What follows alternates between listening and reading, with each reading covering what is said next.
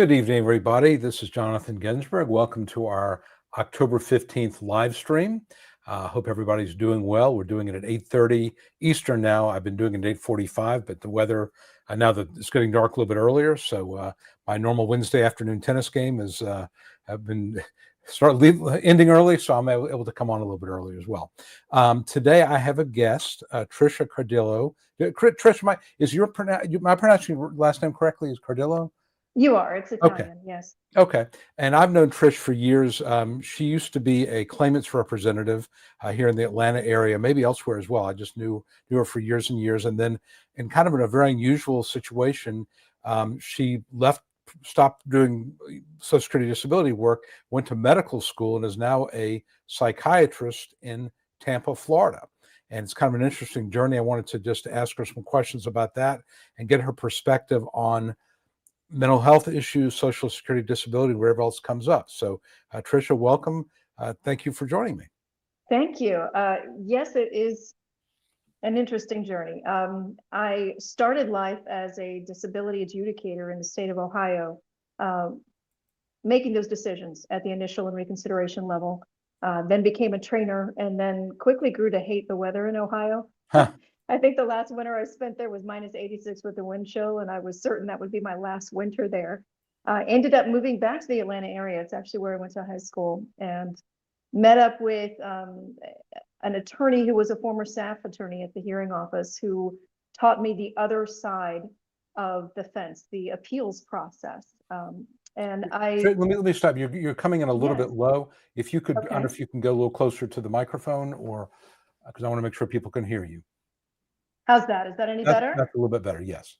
Great. Okay. So after working as an adjudicator and moving back to Georgia and learning the appeals side, I was very blessed to work with attorneys who taught me how to write, taught me about procedures, taught me all of the appeals elements, introduced me to the hearing process itself.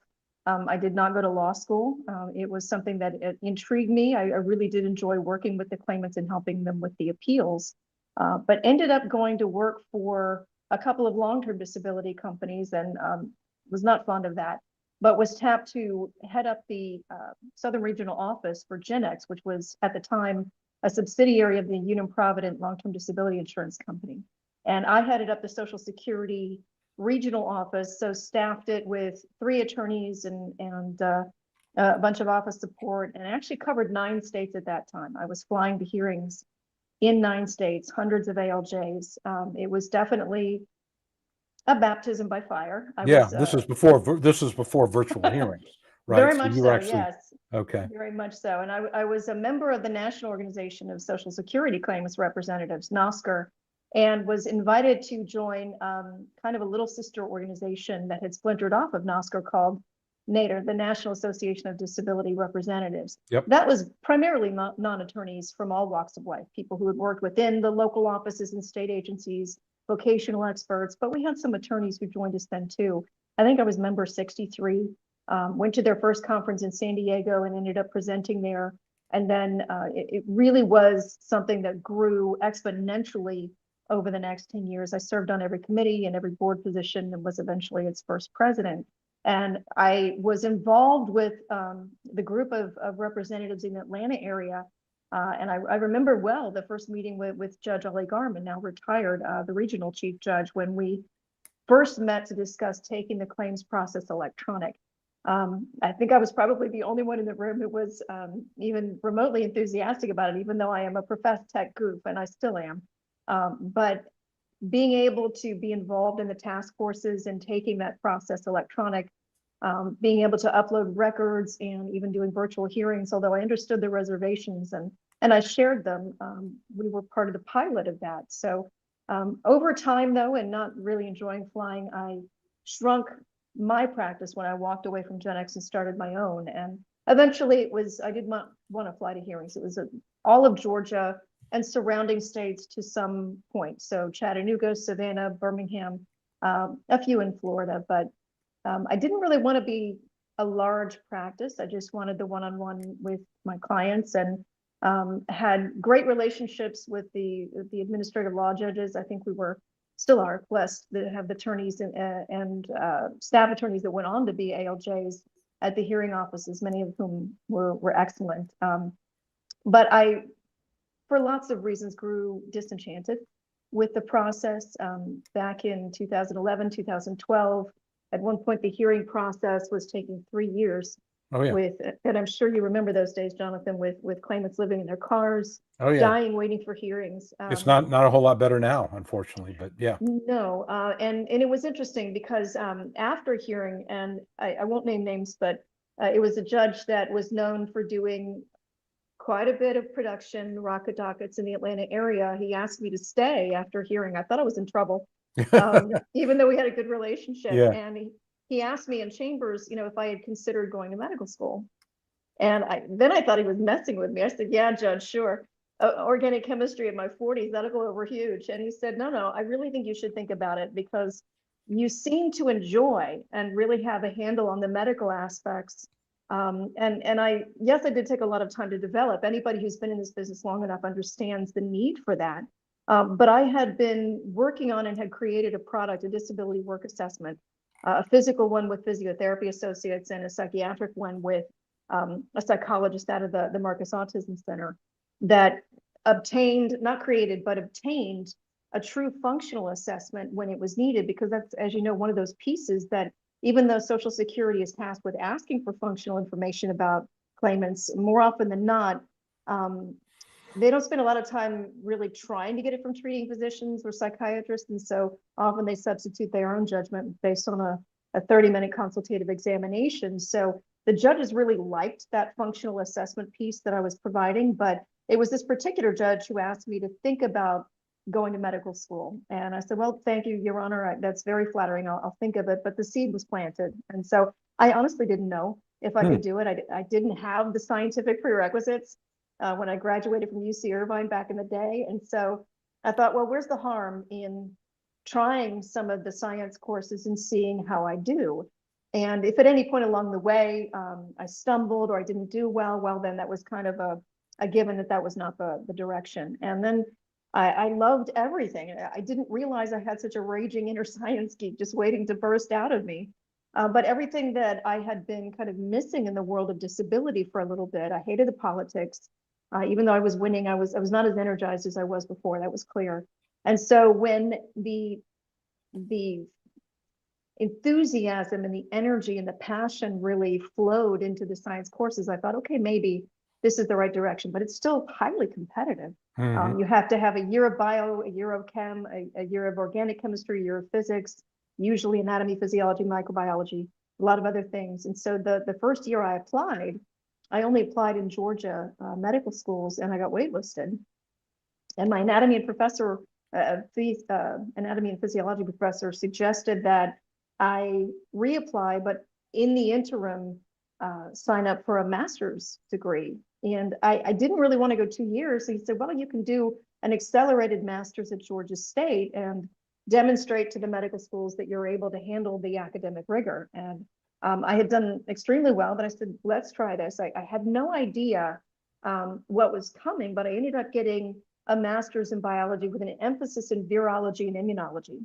And when I got into medical school at Florida Atlantic University, I loved every rotation, but psychiatry was the best fit and felt so natural to me. And as you know, from all the years of doing the disability claims, if people don't start the process with depression or anxiety, by the time they get to a hearing, they usually have it.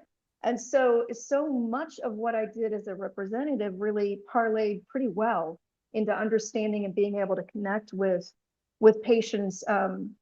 I think far better than a lot of my classmates could, just because of that experience and because it was comfortable for me to do so. All right, I want to get into the psychiatry part, but before I do, I just want to take you back a little bit to the time when you were a rep, because obviously the people on our live stream, many of them are in the process and so forth.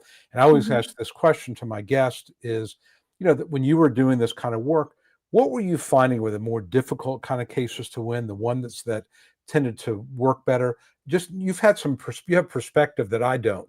Many of us don't, because you've been out of the sort of the day-to-day for a while. But looking back, what are your reflections about the type of cases that were difficult, the ones that were a little bit easier, just so people have some perspective from someone who has sort of done it now is from a medical standpoint. I'm just curious. I'm just really curious for my own sake, what your thoughts on that would be. Sure. Well, I think most representatives do an intake process where they invest the time up front. For me, it was about an hour or so, asking all the claims particulars. I don't like the term cherry picking. I think that we are all officers of this system. So I think it behooves us all to screen for merit and make sure that people are going in the right direction. But I would set expectations with patients from the start. If they were under a certain age, usually under 50, if psychiatric impairments were involved, or in anything that was considered subjective in nature, chronic fatigue syndrome, fibromyalgia, anything where drug or alcohol use was involved. As you know, the drug and alcohol addiction regulations went into play well back in the 90s, and they've been revisited where if it was involved at all, you had to prove that it was not material to the finding of disability. So it didn't mean that you couldn't win. It's just that it almost Really never was done at the lower levels or on the record at the hearing level. So those were the big things where credibility really had to be assessed. And I never really thought that that was a bad thing. Actually, I would reassure my clients, if we have to go in front of the judge, often it's the judge just wanting to see you and talk with you and assess your credibility for him or herself. You can't begrudge them that. This is a very hard thing to do if you're just looking at paper. And so it was a pretty common occurrence, actually, where I would, especially in the Gen X days, I would fly 4 states for what ended up being a 9-minute hearing or even no hearing at all, where they hadn't seen me on the record brief or much of the evidence, and 5 to 10 minutes presenting the case. And sometimes the claimant never even opened their mouths, but often it was literally just to introduce themselves, confirm a couple of things for the judge, and do a nice 90-second summation. One of the ALJs in Atlanta, somebody that I don't mind giving a shout out to, Richard McCulley, he was a judge that I learned a lot from. Right. He had He's passed. And just say he's passed away. As you know, he passed away a couple of years ago. I did. And, he had a sense of humor, but it wasn't one that the claimants really knew. So he could come across as very stern. He really could. And then, he had a heart of gold, but yeah, he was very, just, very direct and not real warm and fuzzy, but he had a good heart. He had a good heart. Yes. Good man. Yeah. So, presenting in 90 seconds, that brief, as he called it, the issues, if there was a listing, if there were regulations, if there were rulings, a motion to pay it under certain terms. And so, those hearings often were so short, an hour at most. I think the longest I ever had was about an hour and a half, but it's those subjective conditions that are usually the ones that have to go to a hearing. Reflex sympathetic dystrophy, younger people with pain conditions, especially if there was opioid use involved. We had the but-for sentiment when it came to opioid use. Take away the pain medication, is the pain alone disabling?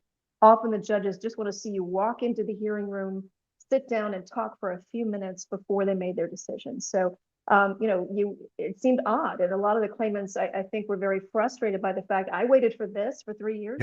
Yeah, that's often what it takes. But like you and like a lot of the representatives in the Atlanta area, we knew that getting a hold of the hearing file as soon as it hit the door, reviewing it, filling in the holes of the evidence, briefing it for the judges, and working with the staff attorneys to request on the records, sometimes was successful and sometimes it wasn't. And if it wasn't, then we usually could predict that with the various conditions, the youth, the elements, and just say, strap in.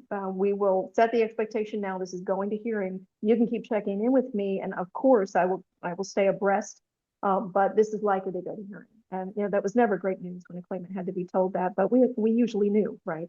When it was going to. One of the things that always frustrated me about, certainly when it was all local, is you would have in any one hearing office, you might have a judge, who granted 65%, then the judge next door was 17% or 20%, which is kind of a lottery, and that's not justice, in my opinion. That used to always be, because I always check when I'm preparing for a hearing. I look, and there's places you can look online to see what the approval rate is. And I know if I've got a judge with a really low approval rate, I've got to prepare my case, assuming I'm going to have to appeal it.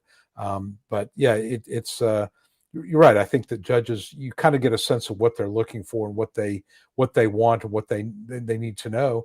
And again, one of the things you said at the beginning was it's really about functional issues, how medical problems impact their capacity to function. So, and in light of that, I mean, when you were talking to your clients, I mean, what were you telling them, things they should not do, things they should do? What were some of the practical tips that you were offering your clients? And again, now with some years of perspective on it. Sure. It was weird to talk with, I'll say patients now because they are now, but it was Yeah. claimants. It was weird to talk with claimants about the fact that this was not supposed to be a volitional disability situation. It was a last resort measure. Mm-hmm. And so, it wasn't that you had to be bedridden though, and it wasn't that you had to be completely non-functional, but you really had to function at your optimum capability. You had to try your best. You had to, unless cost prevented it or incapacity prevented it, you had to adhere to medical treatment, since willful failure to follow prescribed treatment can be a basis for denial. And, obviously there have been, there's been case law and there have been rulings to support that there will certainly be exceptions to that. But if you are somebody who is not following treatment advice, that's going to undermine the case. If you are working at all, that doesn't necessarily kill the case. But one of the things that most people don't realize is that any work activity that exceeds substantial gainful activity, number one, you really have to be not working for a given period of time at an SGA level, substantial gainful activity, before you can even qualify for trial work periods. And often people wanted to try during the wait for a hearing, and that had mixed results, and they had to know that. But people saying, Ms. Cardillo, I can't wait 3 years without any income at all. Yep. And I would say, yes, I understand. Can you work for a family member? Can you get accommodations from an employer? What do you need to do during the workday that is going to make it hard for you to do 8 hours a day, 5 days a week, 52 weeks a year? We were all there when the 96 rulings came out, and the series of 10 rulings that were issued in 1996, the Social Security rulings being kind of a way to make sure all elements of Social Security did things on the same level. Those rulings were wonderfully favorable for claimants and for representatives at the time. And one of the only ones, I do stay abreast of listings changes and updated rulings, but out of that entire series, very few of them weren't rescinded or superseded. But one of the ones that remains is 96.8p, which is, can a person do something 8 hours a day, 5 days 5 days a week, 52 weeks a year on a regular and continuing basis? That sustainability element. And so when that was there, I would encourage people to think about that when they were going on day to day. Keep symptom diaries, journals of if they did anything at all, how they'd feel the next day, tracking pain levels, tracking any kind of changes, and so that they weren't having gaps in the record when they went to the hearing. And so those were the big things. Obviously work activity had to be documented. That was the law. Anybody who attempted to hide that, that was not something that sat favorably with me, because we were obligated to report it as officers in the system or be at risk for similar fault, fraud. Yeah, no, like I had a case today where my Mhm. client stopped working on a certain date, but he got a big severance package. And so the Mhm. judge basically says, I'm going to approve the case. It's a grid rule case, but I need an explanation for why there is $60,000 of earnings in the third quarter of 2024. And a client, kind of he was a little, just, he wasn't really expecting that question. So he had to really think about it. And it turns out afterwards, we talked about it. There was a severance package. There was a couple of, paychecks that he got extra. There was some accrued vacation, all added up to it. And I've got to submit that. Again, the case will be approved. But yeah, and my point is, I think that just for everybody watching is, if you have worked after onset, be prepared to explain that, what Absolutely. you did, how you were able to do it. May even have to be prepared to change the onset date, because if you have earnings over SGA kind of on a regular basis, and SGA in 2025, $1,620 a month, you've got to be prepared for that, because judges always look at the earnings record. And I look at it as well. The problem is sometimes the files that we get as representatives are not updated. And so you may have a person who worked, let's say in 2024, 2025, it's not yet in the file. The judge may have it, but I don't have it. So, I'm always asking my clients, have you tried to work? People legitimately forget. They don't know how much they earned. But if you have worked at all after your onset date, be prepared to explain that. That is definitely something you got to do. Let me grab a couple of questions here because I got a bunch of questions coming in. Then we're going to get back to kind of discussing, kind of your journey here. Kevin asked the questions, and again, this might be something you dealt with when you were representing claimants. A person is turning 60. The hearing is 3 days after the 60th birthday. What does that mean? My take is that, generally speaking, Social Security is looking from the onset date to the present. There is a little bit of risk that a judge could say, well, age 60 is one of those, those sort of threshold numbers like age 55 and age 50, a judge, if they wanted to be, and I don't see it very much at 60, more so between 54 and 55, but a judge could say, I'm going to find you disabled as of your 60th birthday. Now, in this case, the hearing is 3 days afterwards. So if that happens and the person's found disabled at 60, there's no past due benefits. That's the risk. I have not seen that happen. I have had it happen where a person was 54, let's say 54 years and 2 months at onset, or 53 years and 9 months at onset. At the hearing, they were, 1 month past their 55th birthday, and the judge approved the case on a grid. Basically, it's the grid rules as of the 55th birthday. And of course, you can appeal that, but you want to appeal an approval. That's my take. Would you agree? Yeah, definitely. Those thresholds for age are critical medical vocational components, but I would encourage people not to give up the gun. So what I would say here is, you alleged an onset date for a reason. Forget the age for a second. What was going on at the onset date that made you feel like you had to stop working altogether? That's what we need to make sure we've documented fully. And even though the medical vocational rules, the grids are great guidelines and provide that framework, we have rulings that also work in our favor that we can argue to the judges. And so where there are combinations of exertional and non-exertional impairments that might otherwise direct a finding, if we use the grids to direct a finding as not disabled, using it as a framework with these additional rulings might give the judge the ability to argue or find all the way back to the alleged onset date. The partially favorable allowances, there was always a discussion. We always have to do that. Here are the pros and cons of appealing this. You run the risk of having the entire thing overturned. Yep.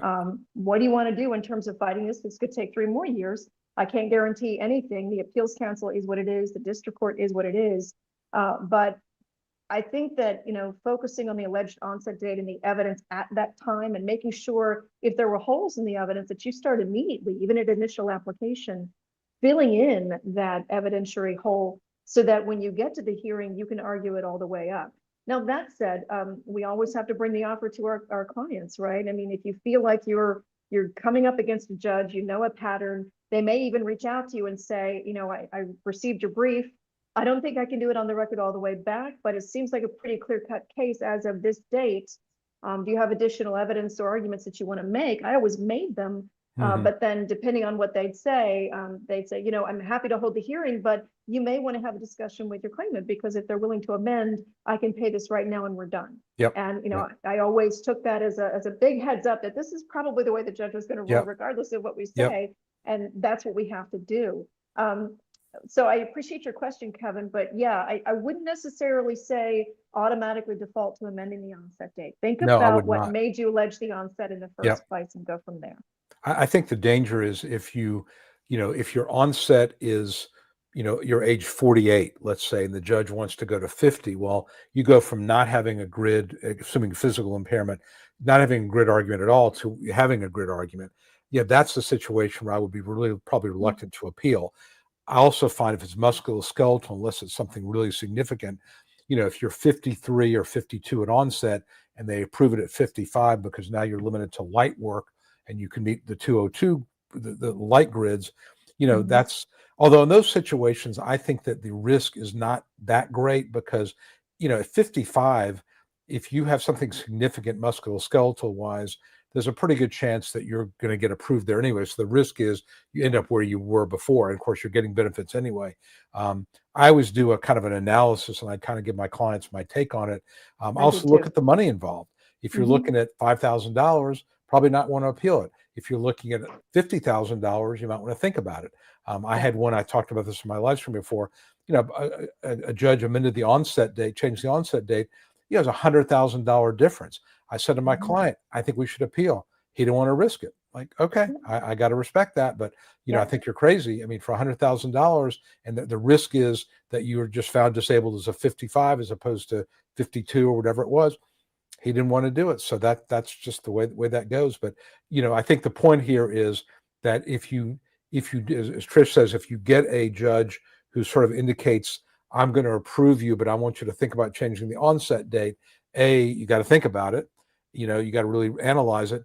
B, I think there are some judges that sort of throw that out just to kind of see how much they can push you. As attorneys, as representatives, sometimes you got to push back, and you have to let them. And if your file, you push back and say, no, that's not appropriate. We're not going to voluntarily do this. You want to, issue a partially. I wouldn't say it this way, but basically say issue a partially favorable. I'll appeal you. So I think that judges are. Some of them are, and some of the Atlanta judges. Some of them are not here anymore, but they could be a little bit of a bully. And if they didn't know you, they're going to try to push you around. I remember one of my first hearings. There's a judge who later I became pretty friendly with, but this guy he wanted to show who was boss, and he really kind of really tried his best to intimidate me. And after I got to know him a little bit, I'm like, nah, I'm going to push back at you, and he would back down. But until you know that. Now, now that I get a little gray around the temples, I don't let that happen too much. But when you start out, it's easy to sort of get bullied at times. All right, let's see. We have Laura. Okay, can I move to another state during recon? Yes. That you do help get accepted. Yeah. Okay. So in terms of recon, this is an area where you apply for disability benefits. That's called the initial application. If you're turned down, and that right now is 8, 9, 10, 12 months. You file an appeal called a request for reconsideration, which goes back to the same state agency that just turned you down. The approval percentages at reconsideration are quite low. At initial, which is where you see a lot of compassionate allowance or listing level cases, about 35% right now. At recon, 15%, 12%. Then you get to a hearing, it's close to 50%.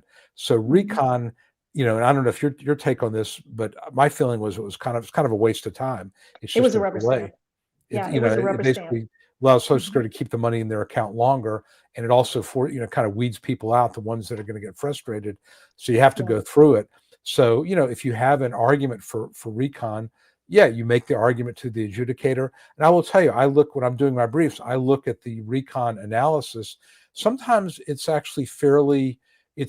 I've seen recon or the analysis at the initial denial, and it doesn't make a lot of sense. I mean, just the person doing it was really sloppy. Recon tends to be a little tighter. So I think there's an opportunity there to reach out to the recon adjudicator if you can get a hold of them. And sometimes you can get a case approved at recon. I've been able to do that, but the reality is, I would tell most people, if you get denied at initial, you're probably not going to get approved at recon. Be prepared for hearing. My feeling is if you get approved early, that's a bonus in this system, because I think it's designed. And I had a guest on who used to work for Social Security. He is convinced, I'm not sure if I quite agree with him, that the whole system is designed to frustrate people and to cause more delay and get people to drop out.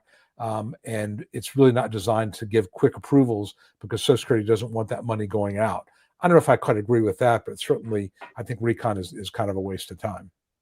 Back in 2008, and I definitely respect your opinion on that. Back in 2008, there was a CBS News story, and Dave Traver was an attorney who ran a Connect board, who said the CBS producers were reaching out for representatives who had once worked for Social Security and now were on the other side of the fence, and wanted to interview some folks in conjunction with that. And I was interviewed, and so was Attorney John Hogan in the Atlanta area. And it was when Michael Astrew was commissioner, and they edited it extremely. So they cut a lot of very important parts. But having been at a state agency where that did in fact happen, when fewer than 40%, and this varied, of course, by state, but fewer than 40% ever filed an appeal when they received that first denial. They give up and go away, and SSA counted on that attrition. So that was very much an insidious part of understanding the Social Security process, and one of the reasons why I left. Laura's question, can I move to another state during a reconsideration? You can. The question is, do you really want to? Recon is a rubber stamp everywhere. There was a pilot, I know you remember it, Jonathan, where they did away with recon in 10 Yeah, states. the AO thing, right? Yep. Where it went straight from initial denial to a request for hearing with a judge. It streamlined the process. I don't really think it changed final outcomes that much at all, but that old adage, justice delayed is justice denied. For the people that were beneficiaries of that pilot program, they shaved a year or more off their process. And so that certainly was a benefit to them, but reconsideration is still very much alive and well. But what happens after recon also varies widely by state, by hearing office, by judge. So moving to another state, you may be doing yourself a dramatic disservice. And that's where it's really important to get in touch with a representative as early as possible in the process. I know most of us take initial applications unless we feel like it's somebody who can genuinely win without us. And I think the majority of representatives I know will say, hey, listen, you just need a little guidance here. You don't need me. Just go file it, do the online application, do X, Y, and Z, submit the evidence, and respond when they ask for information, and you probably will get this on your own. However, if you get denied, contact me immediately. Or if somebody was overwhelmed and just couldn't manage the process, I'd say let's do this from the start. But those allowance rates vary widely from one state to the next, from one hearing office to the next, as you pointed out, one judge to the next. And so some of the judges early on were very much mentors and teachers to me as well, though. And I had never forget one hearing that I did in my Gen X days where I had an attorney who was observing her first hearing, and we were in Chattanooga. Judge O'Brien, formerly professor at Harvard, really put me through my paces for over an hour, exhibit citation, back and forth and back and forth. It was very much in my face the whole time. And then at the end of it, it was a pole shift, and he was very complimentary, and he paid it. And I walked out feeling like I'd been hit by a truck, and my attorney that was shadowing me almost threw up, and she said, I don't think I can do this. She went to Duke, and I'm like, yeah, you can. That's about as bad as it gets. But he was very much Socratic method, wanting you to prove your case, versus some others who were genuine bullies. But unfortunately, my experience with that was very rare. And I think those of us who know what to do, document it well, don't take anything for granted, are known for briefing cases and presenting meritorious cases. I think you get a reputation in this business for doing the right thing, and that will get you points and a whole lot of credibility with judges when it matters the most. There was only one judge ever that I ever filed a formal complaint against. Really? Won't say who. He was in Florida, and it was a situation where there was nothing that we were going to do that was going to make a difference. It was very ugly. He said a lot of things off record, or tried to, and I insisted that the hearing clerk keep the recording going. And I didn't even have to brief it to the appeals council. I just said in big bold font, listen to the tape. And if you can't remand it on that basis alone, I want X number of days to brief it. It was remanded and it was paid on the record. So that level of abuse was, at least in my experience, extraordinarily rare, fortunately. But that does vary. And I know that the Office of Inspector General and the whole inspection process that they did of ALJ decisions back in, what was it, 2011, 2012 now. The report was like this big, where they profiled 3 judges and non-legal people, picked randomly, allegedly 100 of their cases, and perused them for mistakes. And they didn't really find anything that would change outcomes, but it was certainly a chilling effect on the ALJ community. And so judges that were known for having higher allowance rates were really put in a sticky position where they had to push back even on cases that they genuinely believed. So I've been out of the game since 2017, but I'm curious to know, Jonathan, if you've seen much change since then. Yeah, I mean, I think with the judges, I guess my overall observation is there tends to be a little bit less of the peaks and valleys. I mean, when I first started doing this, you might have again a judge that paid 10 or 15% of the cases, and then some that would pay 80%. It tends to be a little more evened out. I think you do have, a certain percentage of the judges pay a very, very low percentage. And if you look at any stats for any hearing officer, there's always 1 or 2 who's in that 15 to 20% range. Going to what you talked about with the review of the judges, there was a very famous exchange between Trey Gowdy, who was a South Carolina congressperson, and one of the judges who I had been in front of. Really nice guy, but he paid like 98% of his cases. And Trey Gowdy put this guy, I mean, he just bore into him like, how could you possibly do this? And to be fair, this judge, the hearings I was in front of, basically asked 2 or 3 questions. I'm going to pay it. I mean, he really didn't do a very good job in that regard. That didn't really help. But I think that, with the judges, my experience has been more and more tend to be prepared pretty well. I don't see the outliers as much. There are a few still out there, but for the most part, I don't see them as much. There are a few nasty ones, some judges that just seem to feel like, taking advantage of or really laying into a claimant that they find a little inconsistency about, or that they like to intimidate. There are a few on power trips, there's no question. But for the most part, my experience is most of the judges, I think, want to do the right thing. Some of them walk into the hearing with the idea, I'm skeptical. I'm not going to pay this unless I'm convinced otherwise. Others walk in with the idea, this person wouldn't have gone this route unless they really felt there was something legit. And, they tend to have that attitude about it. I do think that, I write briefs on let's say 95% of my cases. And I think that helps because you're demonstrating to the judge that you know what you're talking about, your file. And like I said, even if the judge doesn't want to pay it, at least, you get your arguments out there. And I think you're also sending a message to a judge by doing a brief that, if you turn me down and it's legit, I'm going to appeal you. And I don't think judges want to get appealed. They don't want the federal court to come down on them. There's one judge here in Atlanta who's notorious for just being not very nice to claimants and very low pay case. And I appeal him almost every single time. And he's been slapped down by the district court, time and time again. And last case I had in front of him, which I thought was decent, but not an overwhelming case, I get it on the record on. So, again, I'm not sure, I'm not drawing any conclusions there, but, I certainly, I'm not going to back down with this guy because I think he's not fair and he's not reasonable. And people that are waiting 2 or 3 years for a hearing deserve to be treated with a little more respect than I think this judge treats them.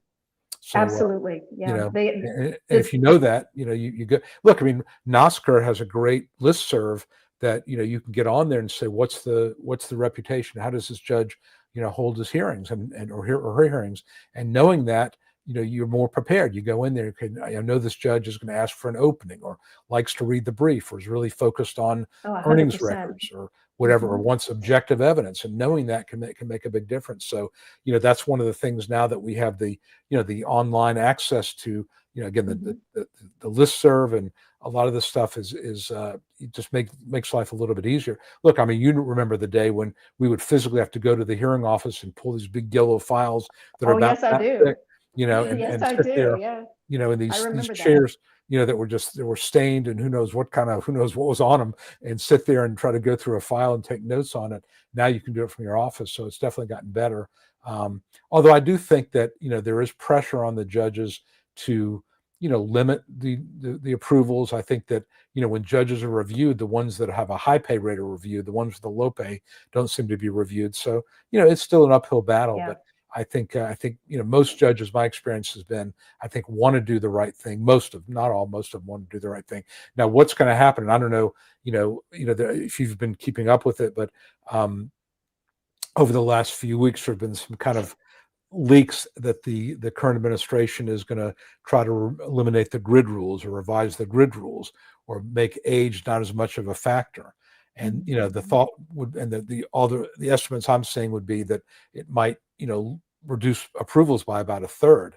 And that's concerning. I don't know what's going to happen or if it's going to happen, but I know NOSCR is very, very concerned about that. So we'll have to see.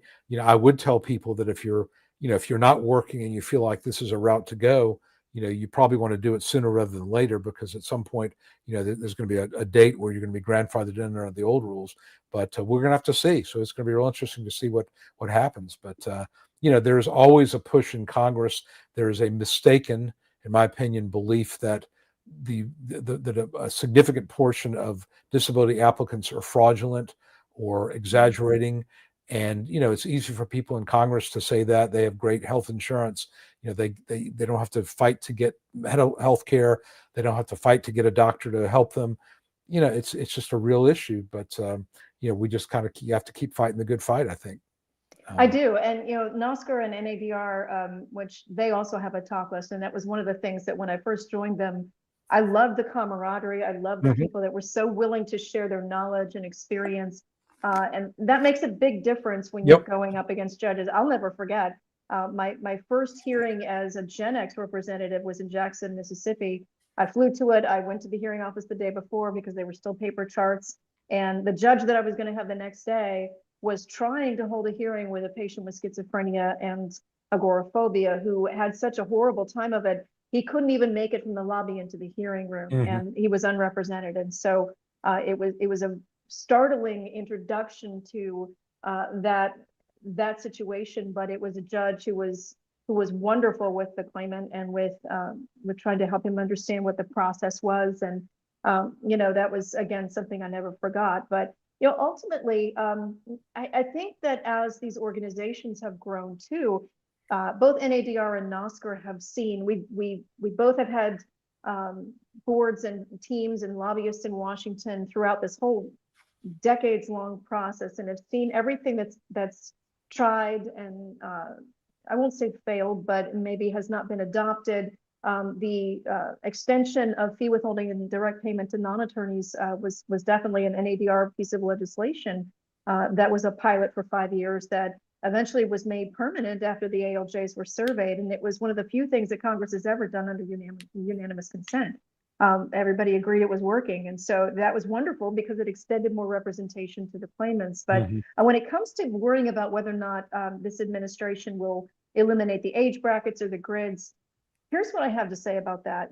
Those tools have been wonderfully useful in terms of making clean arguments, easy to understand arguments at every level of adjudication. But I would say, it's better if we take a step back and really think about the functional impairments that are present.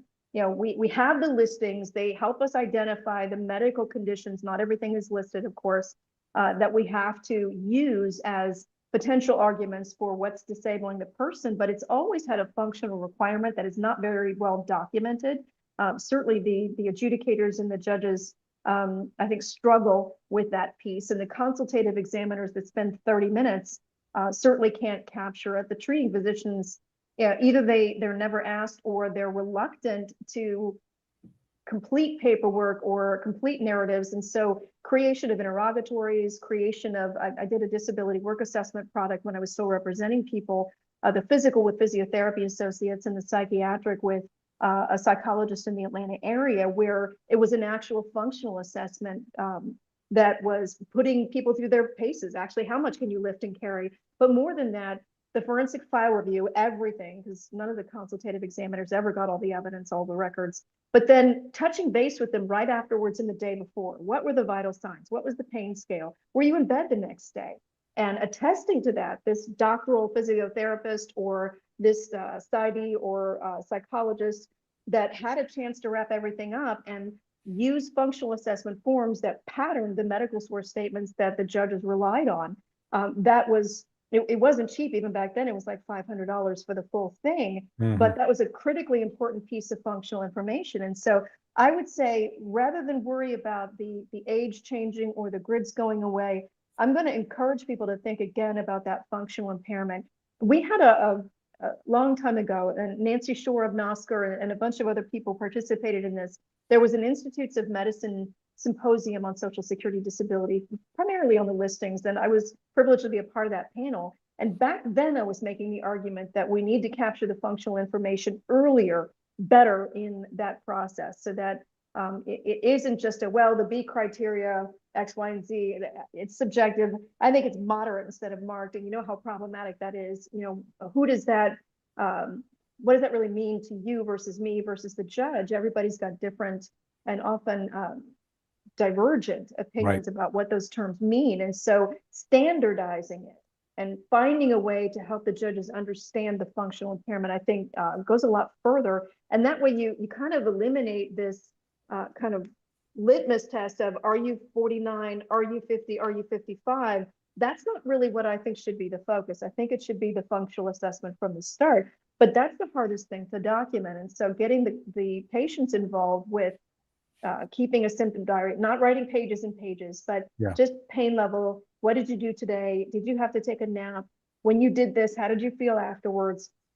One of the greatest things I ever did was ask a person with a whole lot of interstitial cystitis and other bladder related problems when the interstitial cystitis rulings first came out way back when, and this patient was asked to document her urology symptoms every single day and keep track of it through that whole year-long waiting list. I said, then give them to me. It was a box this deep. Mm-hmm. And I looked at that and I'm like, well, that's awfully persuasive. And so I mailed the whole thing to the ALJ at the hearing office. And I said, here you go, Judge.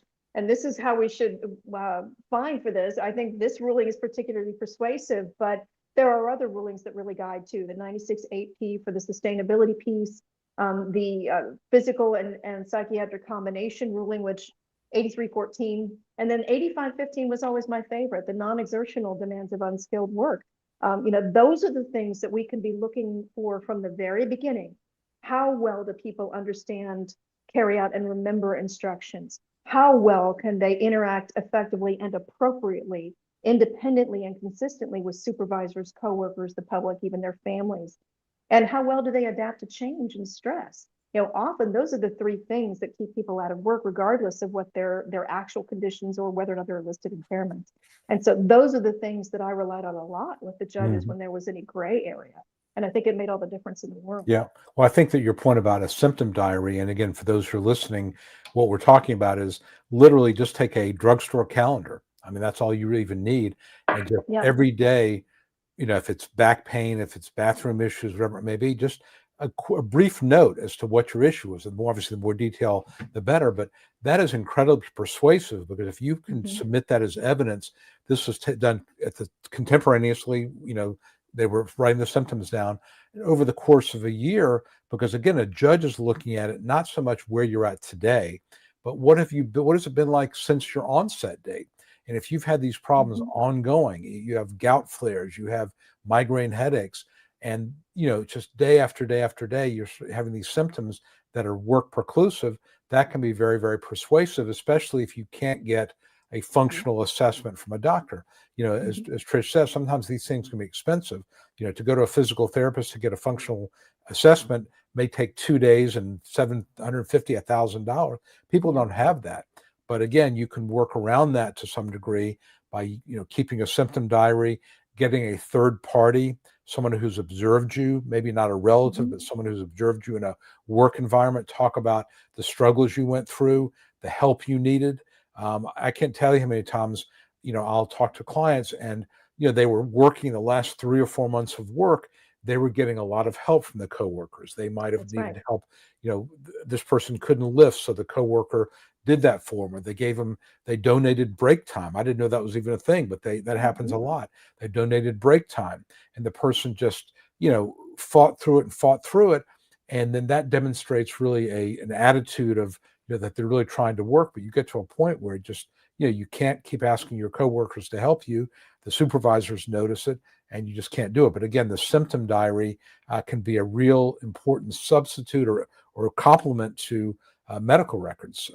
So my point here is that non-medical records like that can be really, really important in the disability case, and they can be very, very persuasive. And so, one of the questions I get a lot is, I can't afford to go to a nephrologist. I can't afford to go to a neurosurgeon.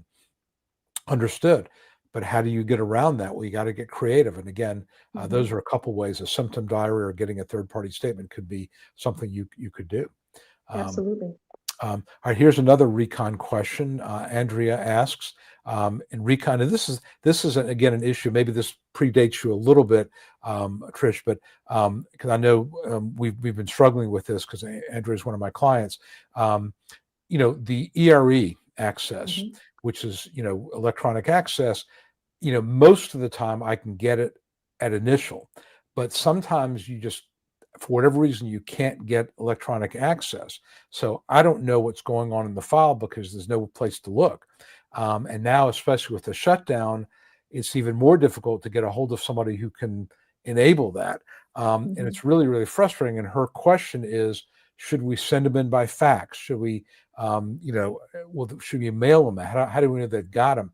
And my answer to that, I'll go back to I had a guest a couple of weeks ago who went by the name of Linda, and it's not her real name, but Linda is an active adjudicator. What her take on it was, and I'll just tell you what she said was, I almost prefer that people not submit records to me directly unless I ask for them, because the problem is I'm requesting those records and then you get duplicate records in. I've got to go through and deduplicate them, take all the duplicates out. It just adds more time. There's a concern that there may be some scrubbing of the records, pages that maybe talk about drug use or something else. So her take on it was, if we need your help getting the records, we'll ask for it. Now, all that being said, this individual, Linda, is, just listening to her and talking to her, really a dedicated and really, buys into the whole, I want to do my job properly for the benefit of the claimants. Not every adjudicator is like that. So, it's a judgment call. And again, I used to be, pretty active about submitting medical records.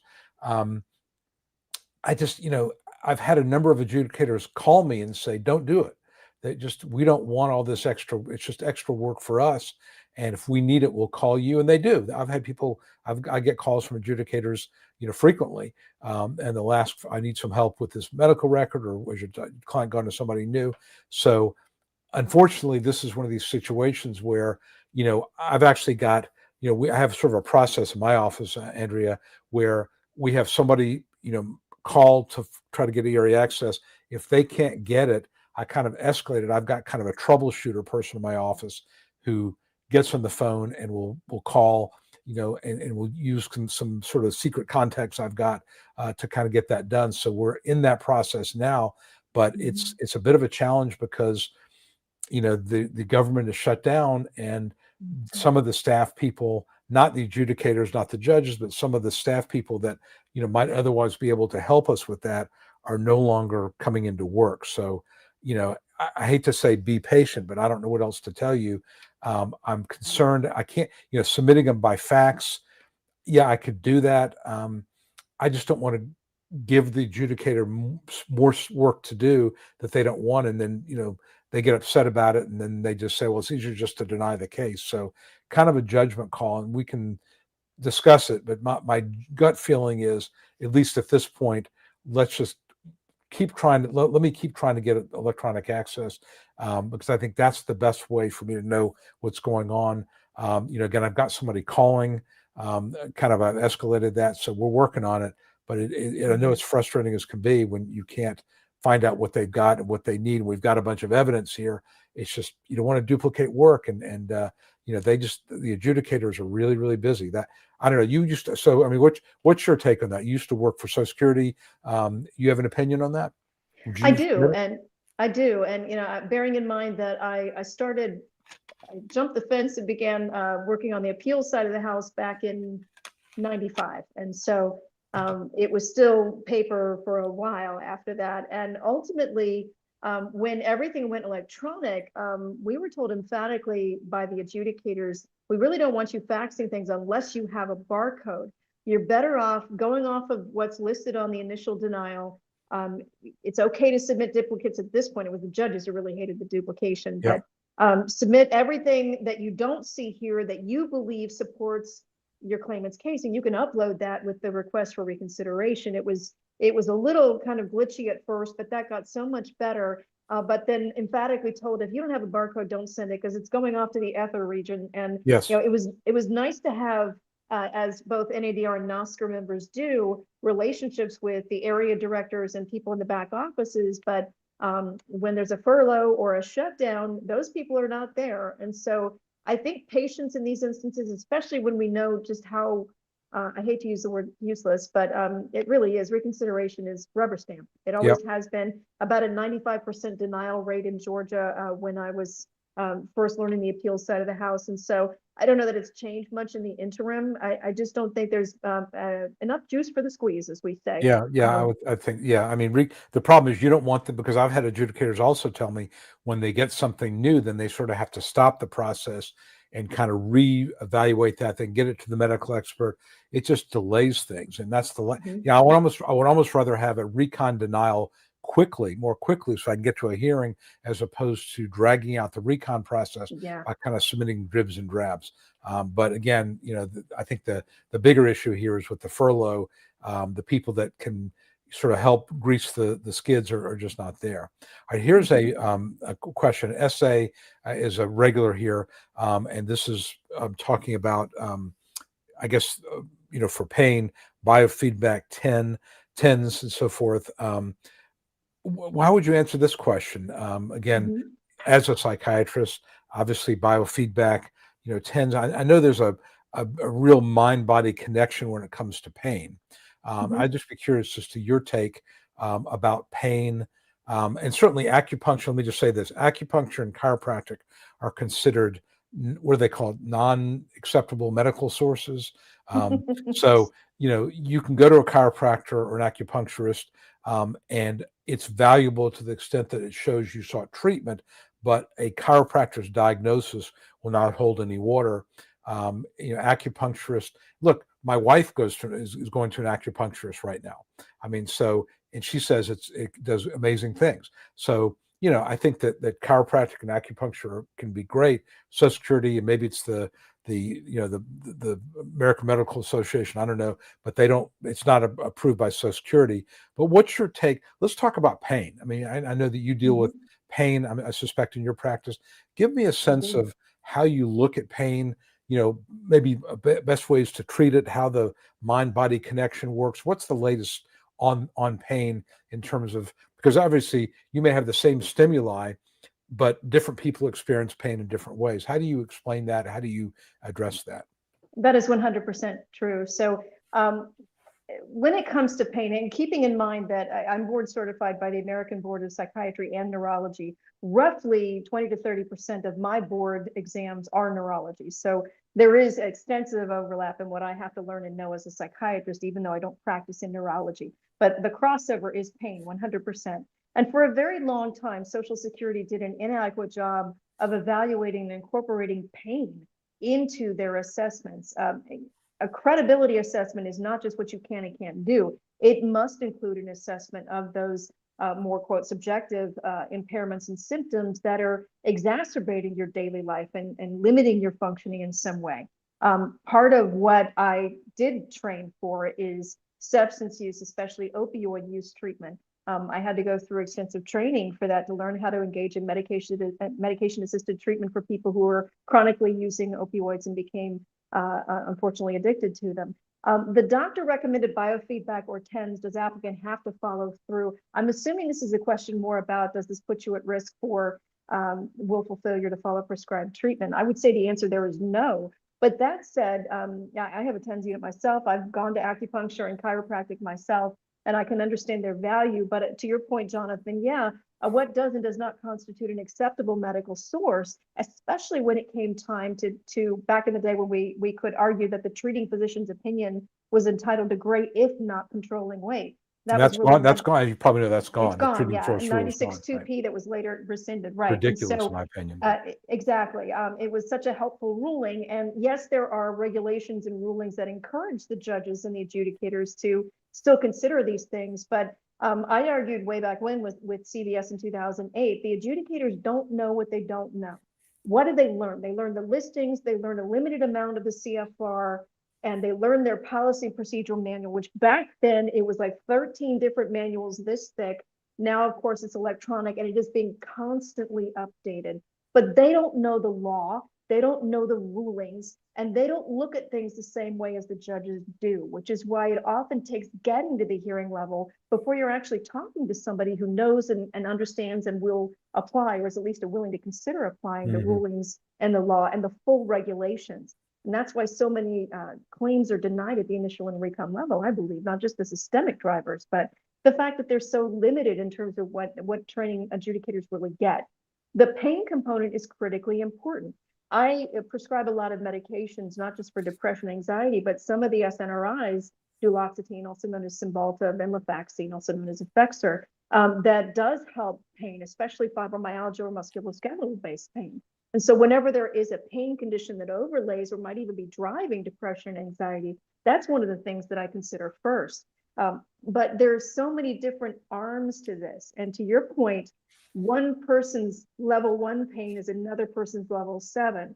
And how does any adjudicator or judge fully evaluate that? How do you equate it to anything that is relatable to a judge? How do you help them understand how it limits you and how often it limits you? I met my husband in martial arts, and funny story, but long story short, during our first sparring session, he broke my foot right through the pad, blocking a kick. Beautiful block, but broke my foot right through the pad. I have a very high pain threshold, but as I have aged, as most of our patients age, things start to hurt a little more. Anything that you do arduously has a lingering impact. You need progressively higher doses of not just non-steroidal analgesics, but the lower level narcotics, the higher level narcotics. And before you know it, you are dependent on the pain medication, just as you might be the benzodiazepines or anything else that is dependence inducing. If you remove that, the pain alone would be disabling. And that is the part that really needs to be documented very well and argued in a relatable way to the adjudicators and judges. So will you be punished for not following through on a recommendation? Keep in mind, the recommendation is not the same thing, doesn't carry the same weight as a prescription. If it's willful failure to follow prescribed treatment, there are notable exceptions. And one of those exceptions does include if there's a medical disagreement on whether or not that treatment is likely to restore function. That's the final piece of that. We can't predict that. Nobody's got that kind of crystal ball. So there are cost factors involved. There is pain in the course of treatment that has to be considered. You know, some of this stuff is certainly not benign in terms of the effect that it has during treatment. You know, I've had a lot of people who have gone to physical therapy, who have had deep tissue massages, part of it, who are literally screaming during the sessions, and their spouses are testifying to that. So they're trying to pursue treatment to alleviate the pain, but A, it doesn't always work. B, when it does work, it might have some sequelae. And C, how long does it last? Right. And those are the things that feed right back to the argument about the sustainability piece, regular and continuing basis. Can you do any work 8 hours a day, 5 days a week, 52 weeks a year, day in and day out, without interruption by your symptoms or your treatment needs? That's where that ruling is so valuable. But documenting it is the key. You mentioned fibromyalgia. I got to ask about this because, you know, as you remember, there was a time when nobody had ever heard of it. Then all of a sudden it kind of pops up and we start seeing, and then it becomes known. And everybody, you know, there's a year or two where everybody that walked in the office has fibromyalgia. I think many general practitioners didn't know what else to do. They just, oh, you got fibromyalgia. And I think Social Security became very suspicious. What is the latest medical thought about what it is and what's the best way to treat it?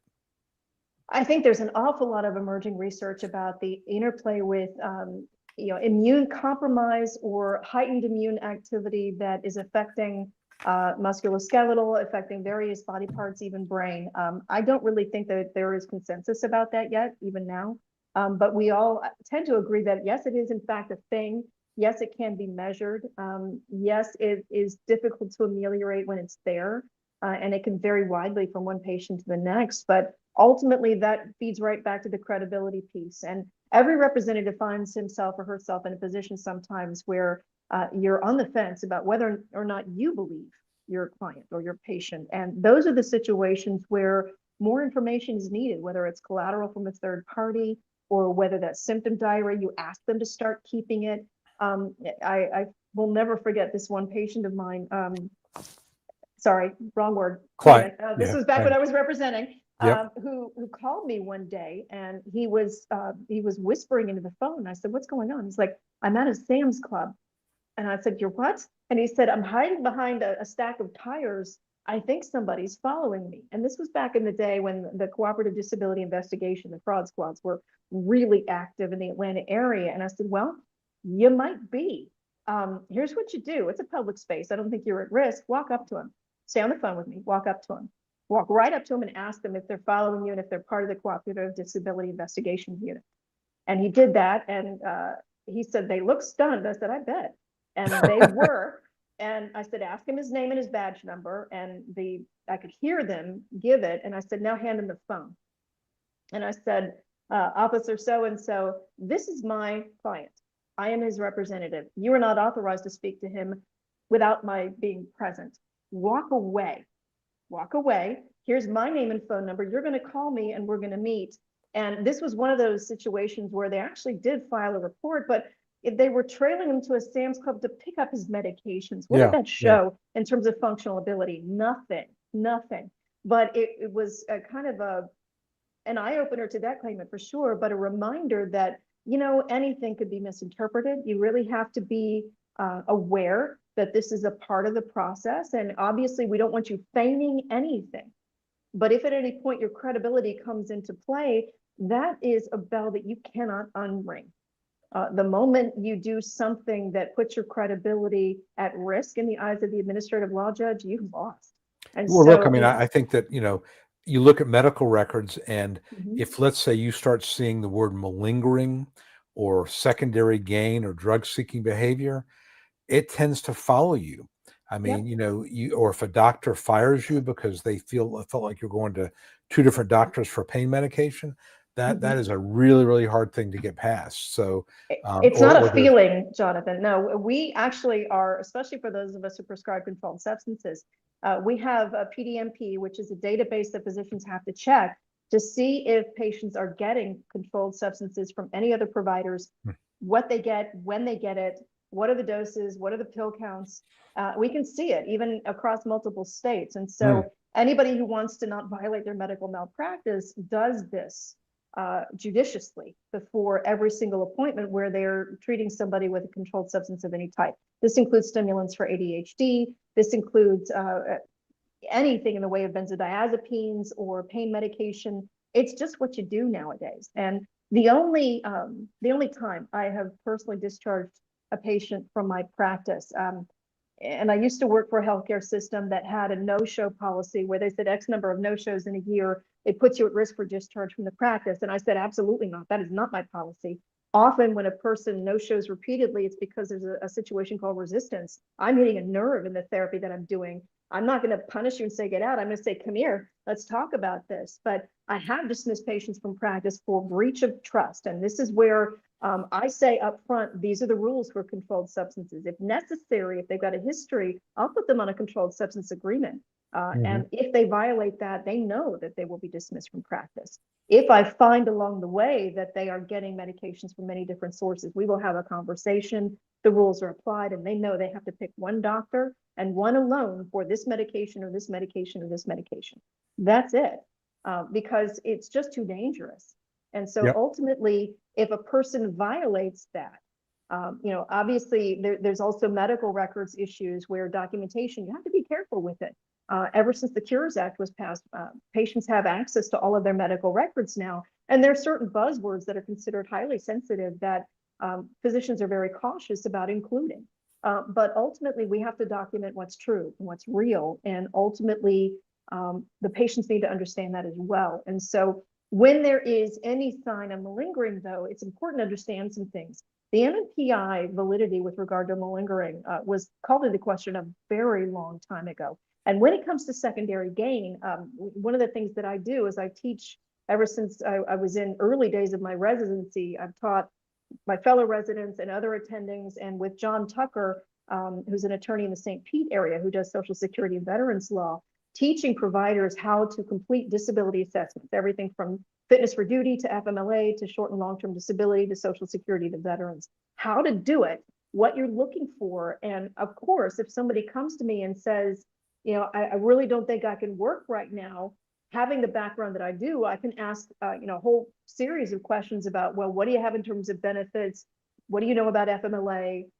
Do you understand that with Social Security disability, you're probably looking at 2.5, 3 years? How do you survive? It's a last ditch resort program. It's not for, my arm hurts kind of thing. They don't know what they don't know in terms of what the programs require, but how to document that and how to look for it. And yeah, understanding that if a person walks in the first day I see them and says, "Hi, doc, nice to meet you. I need you to complete this form." Well, that answer is going to be no. I don't know Yeah. them well enough to do it at that point.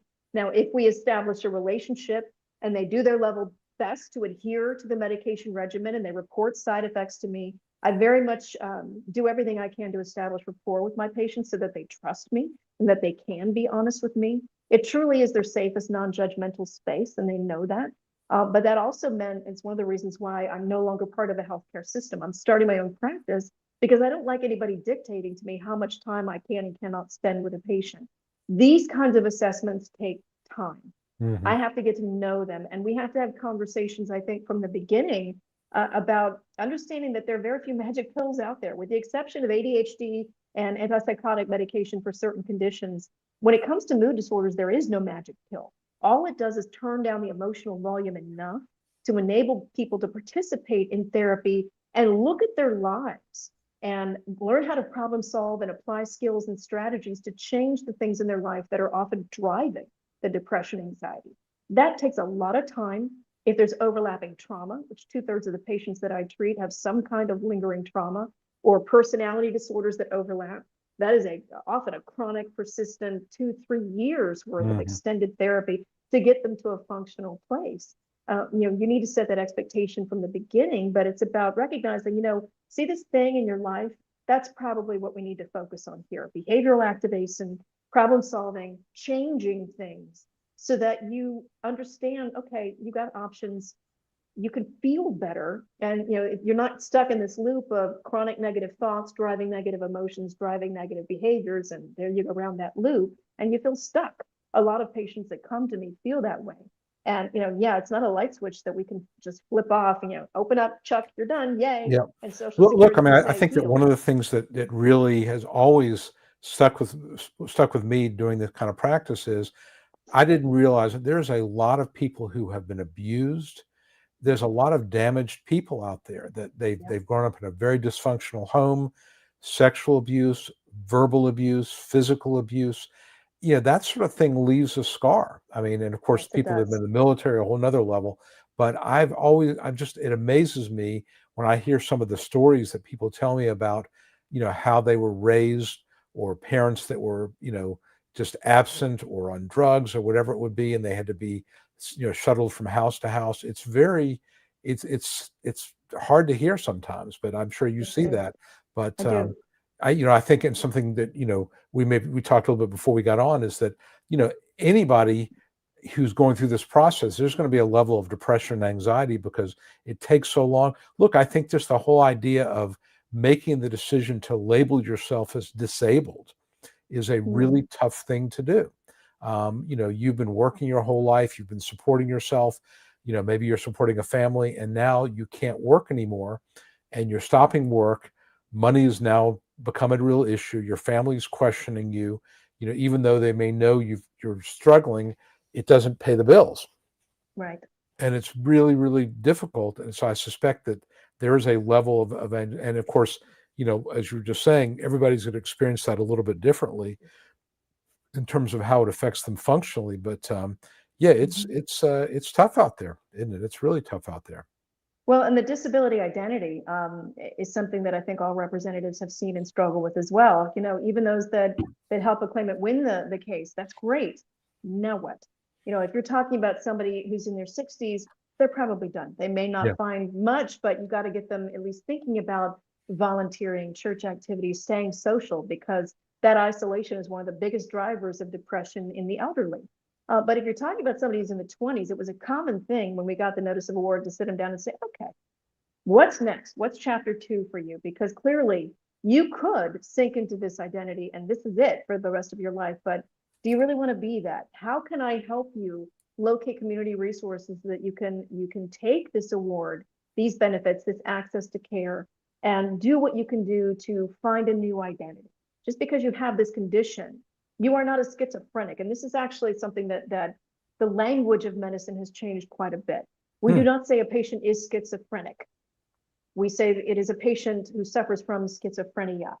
And it might seem semantics, but it really isn't. It has everything to do with not labeling them as a person who is this, the person who has this. Mm-hmm. And when we do that, when we reframe that, we have much better results. It can take a while, but in terms of getting them to come to terms with their own conditions and limitations, and still striving to be as functional as they can be, not just falling into the pit and saying, this is it, I'm done. And ultimately, I think when that happens, it's a very sad thing. Treatment-resistant depression, there's an awful lot of emerging treatments that can help. I ran as a senior in my residency, I ran the Spravato clinic. And, not everybody is an appropriate candidate for Spravato. It can be amazing. It can be absolutely nothing. It just depends on the person and what else they have going on. All of the ketamine treatments, ditto the psychedelics, some things look like they're the panacea, but you have to acknowledge that it's a psychedelic that's given in the context of an extended therapy session that's monitored usually with two therapists. It's not just you popping psychedelic at home and hoping for the best. And so, and that's still very much experimental at this point. But we're doing what we can to find as many alternative treatments as possible. There are so many varying factors that affect that, though. What is your take on medical marijuana, either for pain or for mental health? I get that question a lot. And of course, every state's going to have different laws. I'm sure the you federal do. government calls it a Schedule I drug, which is kind of ridiculous in my opinion. I think there's been some talk about that changing, but what's your take on that? I think it won't be Schedule I much longer, and truthfully, it shouldn't have been for a long time now. Medical marijuana for certain conditions has been in place for decades. We know what those conditions are.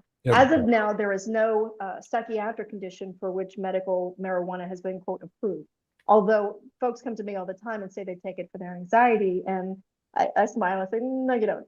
And ultimately what goes on is I find myself doing what I refer to as my pot talks. I gave them in my residency. I gave them as an attending to my residents and to my patients. Ultimately, there's so much misinformation. I don't prescribe it. I don't intend to. There's an awful lot that people don't understand about pot today. THC coming off the plant, the sativa plants, is much, much higher than it used to be.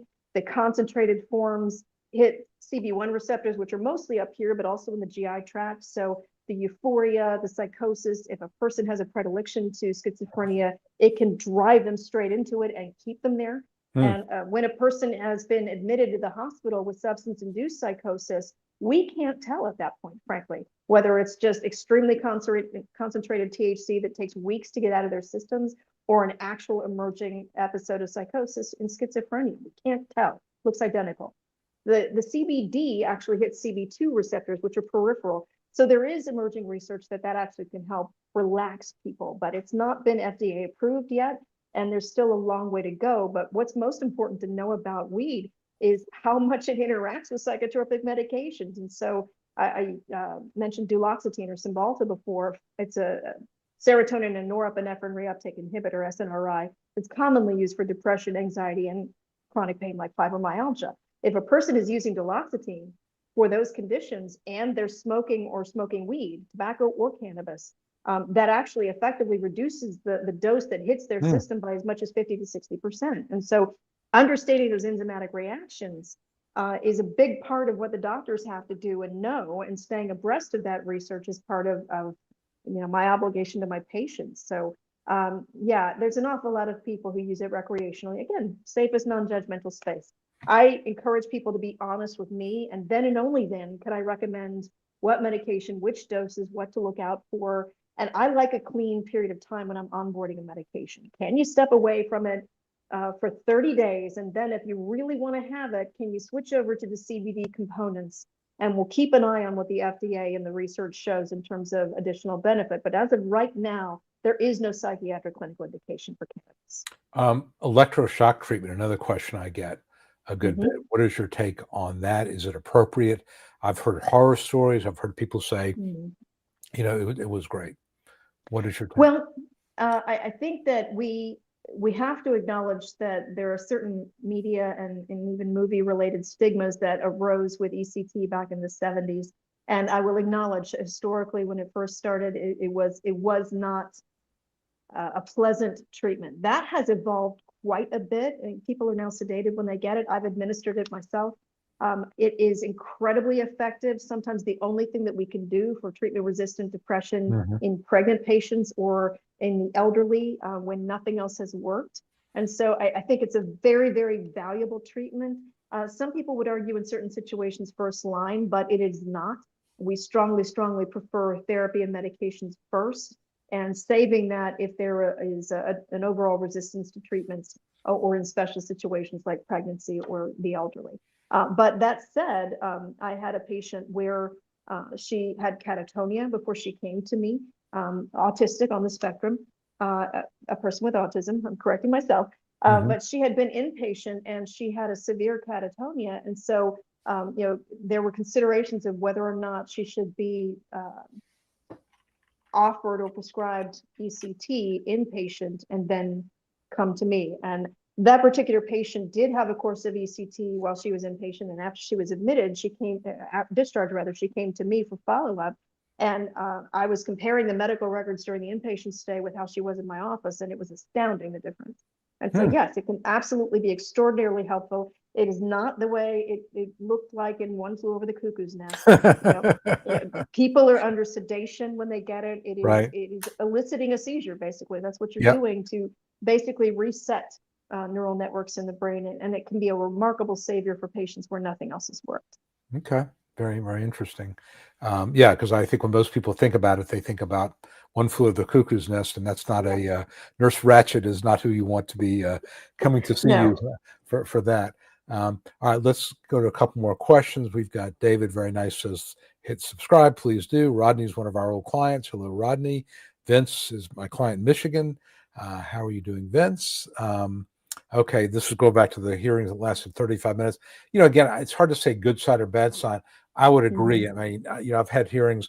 I love hearings where I don't have to say anything because that usually Mhm. means you win. So typically, the Yep. shorter the hearing, the better. 35 minutes is probably about average, maybe a little bit less than average, but you can't really draw any conclusions. It really kind of depends on what happened. But at the very least, it would appear that the judge had a pretty good handle on the medical side of it and, was able to kind of make a decision. So generally speaking, the shorter, the better would be my take. Um, I uh, would agree. And, yep, ultimately, again, some judges announce their decisions in the yep. hearing. You still have to wait for the written one. But as I said, I've flown 4 states for a 7-minute hearing. I've flown 4 states for no hearing at all, a meeting in Hmm. chambers, and a judge asking me about my history, where I learned to write, et cetera. And, I was kind of flummoxed. Judge, do you want to talk about my client? Oh, no, sure, I'm going to pay him. Hmm. Okay, so why did I fly 4 states? But ultimately, I agree with you. The shorter it is, the less likely it is to be a denial, because the fruit for appeal is just so ripe if Hmm. a judge doesn't do due diligence and provide the claimant the opportunity to go Yep. through every avenue. So I'd say Very. it looks good, but with a caveat. I don't know the location of the judge, so Yes, that that's right. I information mean, you would could help. have a judge. Well, like you talk about the judge that did and I think I know you're talking about it. He would have 3 hearings going on at the same time in Atlanta, going from room to room, and the hearings last about 5 minutes. And it was Yep. about that guy. And I think he moved on. He's not in Atlanta anymore. But about this judge, he was usually pretty much on target. I found that his Mhm. analysis of claims, despite as fast as he went, you know what? I think he was pretty darn fair, and Mhm. I think his decisions were pretty. He never had vocational witnesses. He was kind of an Mhm. odd duck, but I think he had a pretty good sense of what should be approved or not. So I don't know if he's still around or not, but he was an interesting guy. There was some Mhm. interesting personalities, no question about it. Yes, there Um, were. okay, can lawyers still appeal? I'm not sure I understand what that means. T Lux says, Good evening, T Lux. Kelly, how are you doing, Kelly? Chan Tet. Um, after following what normally takes schedule. I mean, in terms of time, Chan, normally when you are at this point in time, what I tell people is the initial application, expect it's going to be 8, 9, 10 months. You get denied, it's going to be another 7 to 10 months, depending on where you're at. Florida and Mhm. Texas tend to be the worst. Certain places in Georgia aren't so much better. And then you request a hearing, it's going to be 5 to 7 months generally. That's been my, my numbers here. Let's see. Medical history. Okay, so I think what it sounds like, Karina, you've been approved. You're getting $4.99 a month. And this is a question I do get sometimes. You don't get more money if your condition's more severe. I've had sometimes people say, well, I was approved and I had, X, I had back problems.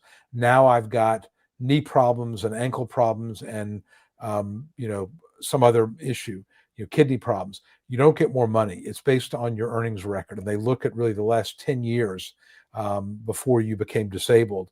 And it's not lifetime. And I think, one of the things that I've had to, unfortunately, I had to deliver this news this week to somebody, you may have had a person that worked for 20 years and then from say 20 to, 40, and then, worked, was a, homemaker or whatever, or didn't work for whatever reason. And now is 54, 55, they're not insured. They don't have any credits left. So it can be really unforgiving. And if they have a spouse that's working, the spouse's income will be, they call it deemed to the claimant. And so, you have to, one of the things I always suggest people do is, if, before they file, because once you file, they limited access, which I never understood, but get your My Social Security statement, go to ssa.gov/my account. That will tell you how much you're going to get. But if the question is, do you get more money if your condition is worse? Unfortunately, that does not happen. That's not going to happen. No, and unfortunately too, with the SSI rules, they used to look at in-kind support and maintenance. I don't know if they still do this, Jonathan, and reduce the SSI payments by a third if there wasn't a loan agreement in file, documenting a financial relationship with whoever was footing the bill while they were waiting for their disability case to be heard and afterwards. And, if you're talking about a younger adult in particular who's reliant on parents, that income can even be a problem in terms of SSI eligibility, even when they age out of the child level and they're 18. But just having that loan agreement documented, that they will be contributed to the household once they have back pay, so that they don't reduce it by a third. It's pretty important to do that. But it's saddest thing of all when I would get contacted by especially female patients, claimants, who had been denied DIB because they weren't insured and their husbands or whomever made too much money for them to qualify for SSI. And these would be women with stage 3 or 4 breast cancer, and there was nothing we could do. Nothing you can do. No, it's very, very. I think they changed the rules. I think I'm not mistaken. Food is no longer considered support, but you can have the agreement to repay, but at some point, if the spouse is making a lot of money, and then honestly, those are cases where it can be hard to get an attorney because, you're still doing 2 to 3 years of work. And if the monthly benefit is $150 or $200, even 3 or 4 years, and for SSI, by the way, you only get paid as of the date of your application. So if you're looking at 2 years times $200 is not a lot of money. And, it can be, and there's always the risk. And I've had this happen to me a number of times where the person doesn't mention they've got money in the bank, or they've got, something else that would completely disqualify them. So SSI cases are tough. And I remember that at one point they didn't withhold fees on SSI cases. I got burned many, many times. I finally stopped taking them because I just, I called it the curve of gratitude. It went like this, as soon as you won the case, boom. Well, that's when, when non-attorneys got parity and fee withholding and direct payment, that's when attorneys got fees without an SSI cases. That happened simultaneously with that legislation.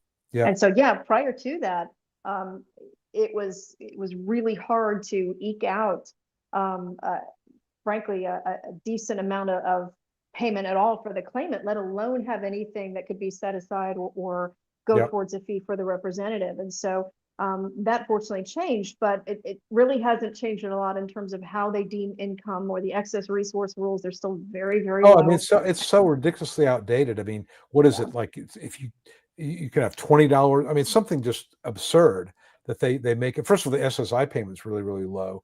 And it's such that if you get on SSI, you're kind of trapped, because if you try to work and make almost anything, it starts to reduce it.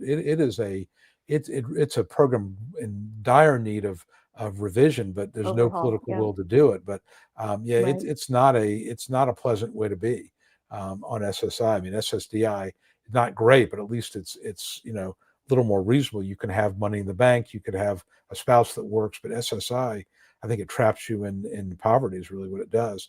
KU Thunder, one of our regulars, basically, I think had lost a hearing, and somebody, he talked to a federal court lawyer, what about the previous attorney? This is a tough call because I think that, many attorneys do not do federal court. I mean, I usually associate somebody to do federal court work. And there are times when if it's a case that I don't think makes sense to appeal, I'll just withdraw and waive fees. And if they can find someone who'll take it and they win, more power to them. I mean, that's just look, this is, as much as you hate to say it, this is a volume practice in many respects because the fees are limited. You only get paid if you win. So you're disincentivized to take cases that are going to take years and years and years. I mean, I get emails, I'd say on a weekly basis, I was awarded 15 years ago, I never got my back pay. Can you sue the federal government for me? And I'm like, no, because I mean, it's just unfortunate.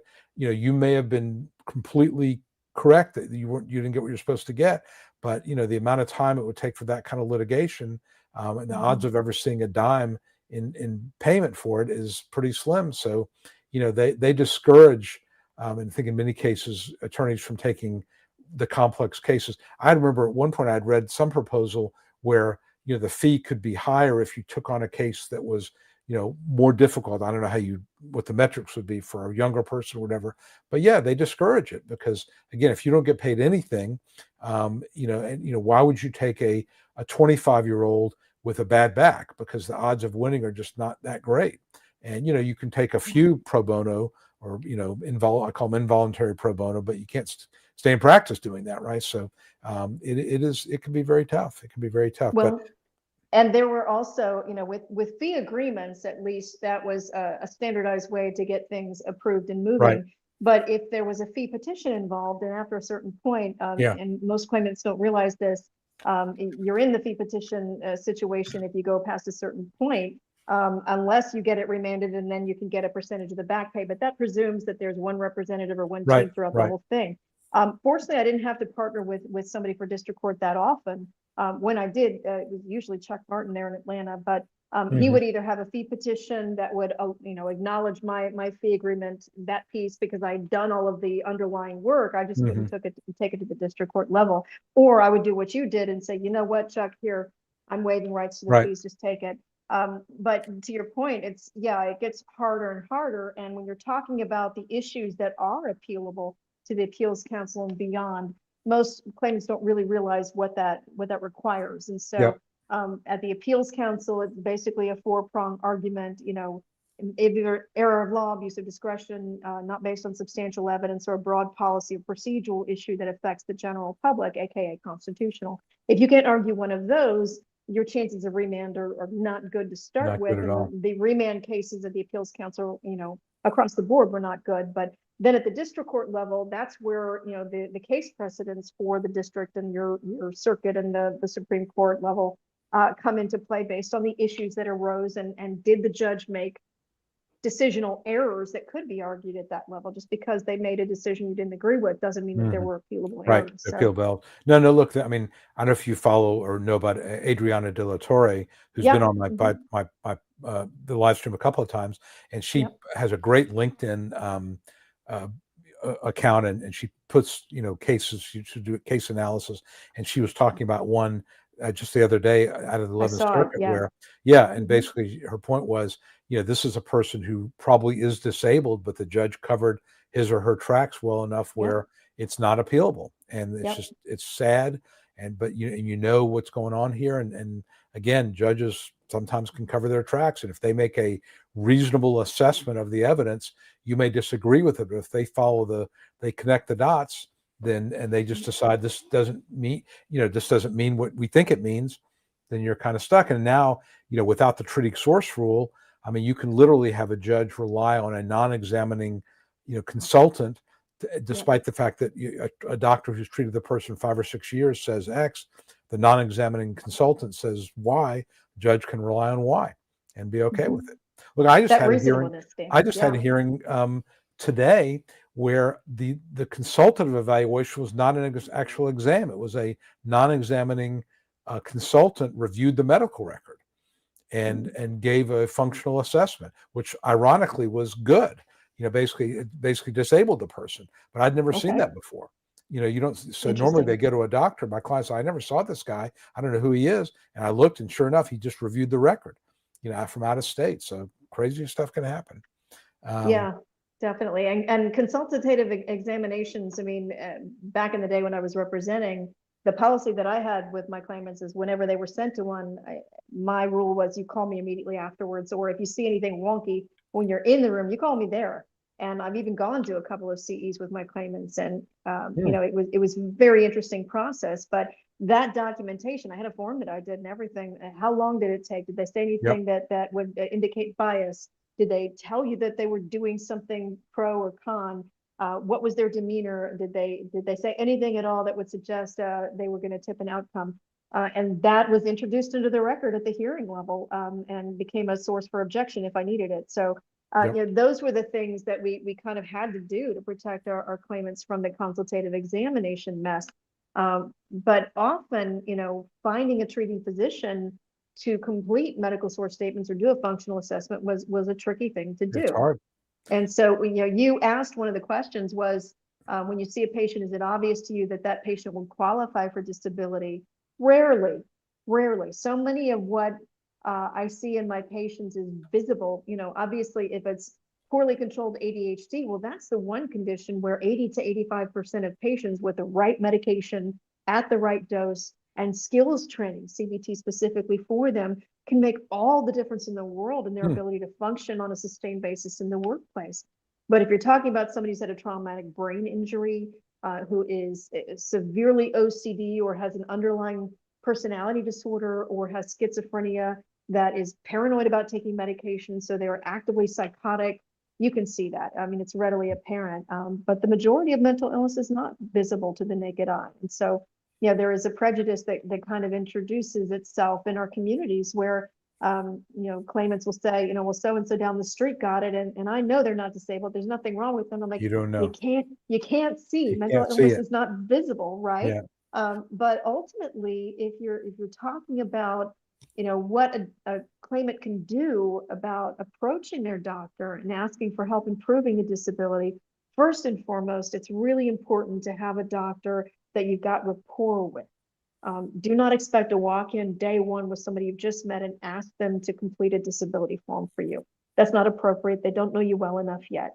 Stay in the treatment, do what you can within your means and within any side effects that emerge to take the medication as prescribed, and monitor very carefully and communicate that with the doctor. But then say, doc, if you've been out of work for a while or if you've never worked, that is information that the doctor needs too. There are elements within the listings, and then Jonathan, I know you know these, the functional criteria, the B criteria that have to be satisfied with the listings, that's one element of assessing function, and it's that none, mild, moderate, marked, extreme, that who's defining that. But there is C criteria that's always been kind of in the background that has gotten more fleshed out when there is they can't function outside of a highly supportive living situation, or only if they're at home with X, Y, and Z lined up can they speak at all. I mean, those are elements that they really need to be documented. That's hard to do with just the patient. That's where the third parties come into play. Back to that. Let me ask about depression, because again, as we talked about, a lot of people have some element of depression, whether it's situational or because of trauma or whatever. How would you distinguish between, a moderate level of depression that might allow somebody to work versus a level of depression that is disabling? Where would you draw the line?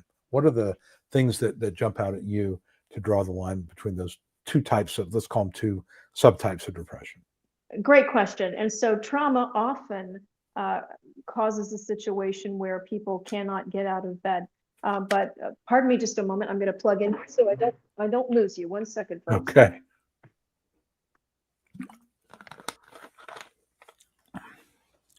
There we go. And so depression that is situational. Often we ask in the interview, tell me what is going on in your life. Why are you here? One example, when I first started practicing in the Lakeland area, I had some folks come in that had been affected by the hurricanes. And this was a repeated situation for some of them. Their houses had flooded over and over again. And the question was, Doc, what can you give me? I'm so depressed. My house is flooded for the 4th time. What can I give you? Here's a script to move. Seriously, friend, you got to think about changing your life situation. I can give you some medication. We can go into some cognitive behavioral therapy to help you reframe your automatic negative thoughts. But going back to that triangle, that conflict triangle, where when you have a cognitive distortion is what we call it, where you believe something that is not based in reality, but that is your belief system and it's set and it's hard to change, especially if it's been reinforced by, say, abusive parents or an abusive spouse. Then that drives to the emotion point where depression, anxiety arise and can be very hard to treat. And then that drives to the behavioral point where somebody may go to bed and not get out of it. They may reach for substances, including food, to kind of ameliorate their emotions. They may lash out at others, which feeds right back on the automatic negative thoughts. Look at what I just did, what a piece of crap. And when they get caught in that loop, it will definitely start affecting relationships. It will start affecting work relationships. People get fired a lot. People get so stressed out that they have a lot of absences from work.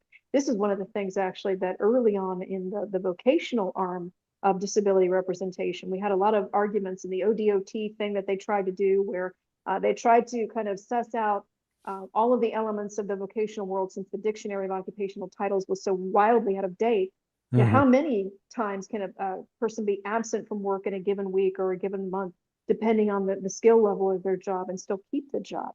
So asking those kinds of questions, how often are you just lying in bed and unable to activate yourself to brush your teeth? Are you still grooming? Are you engaging in your family at all? Are you just hiding out in your room?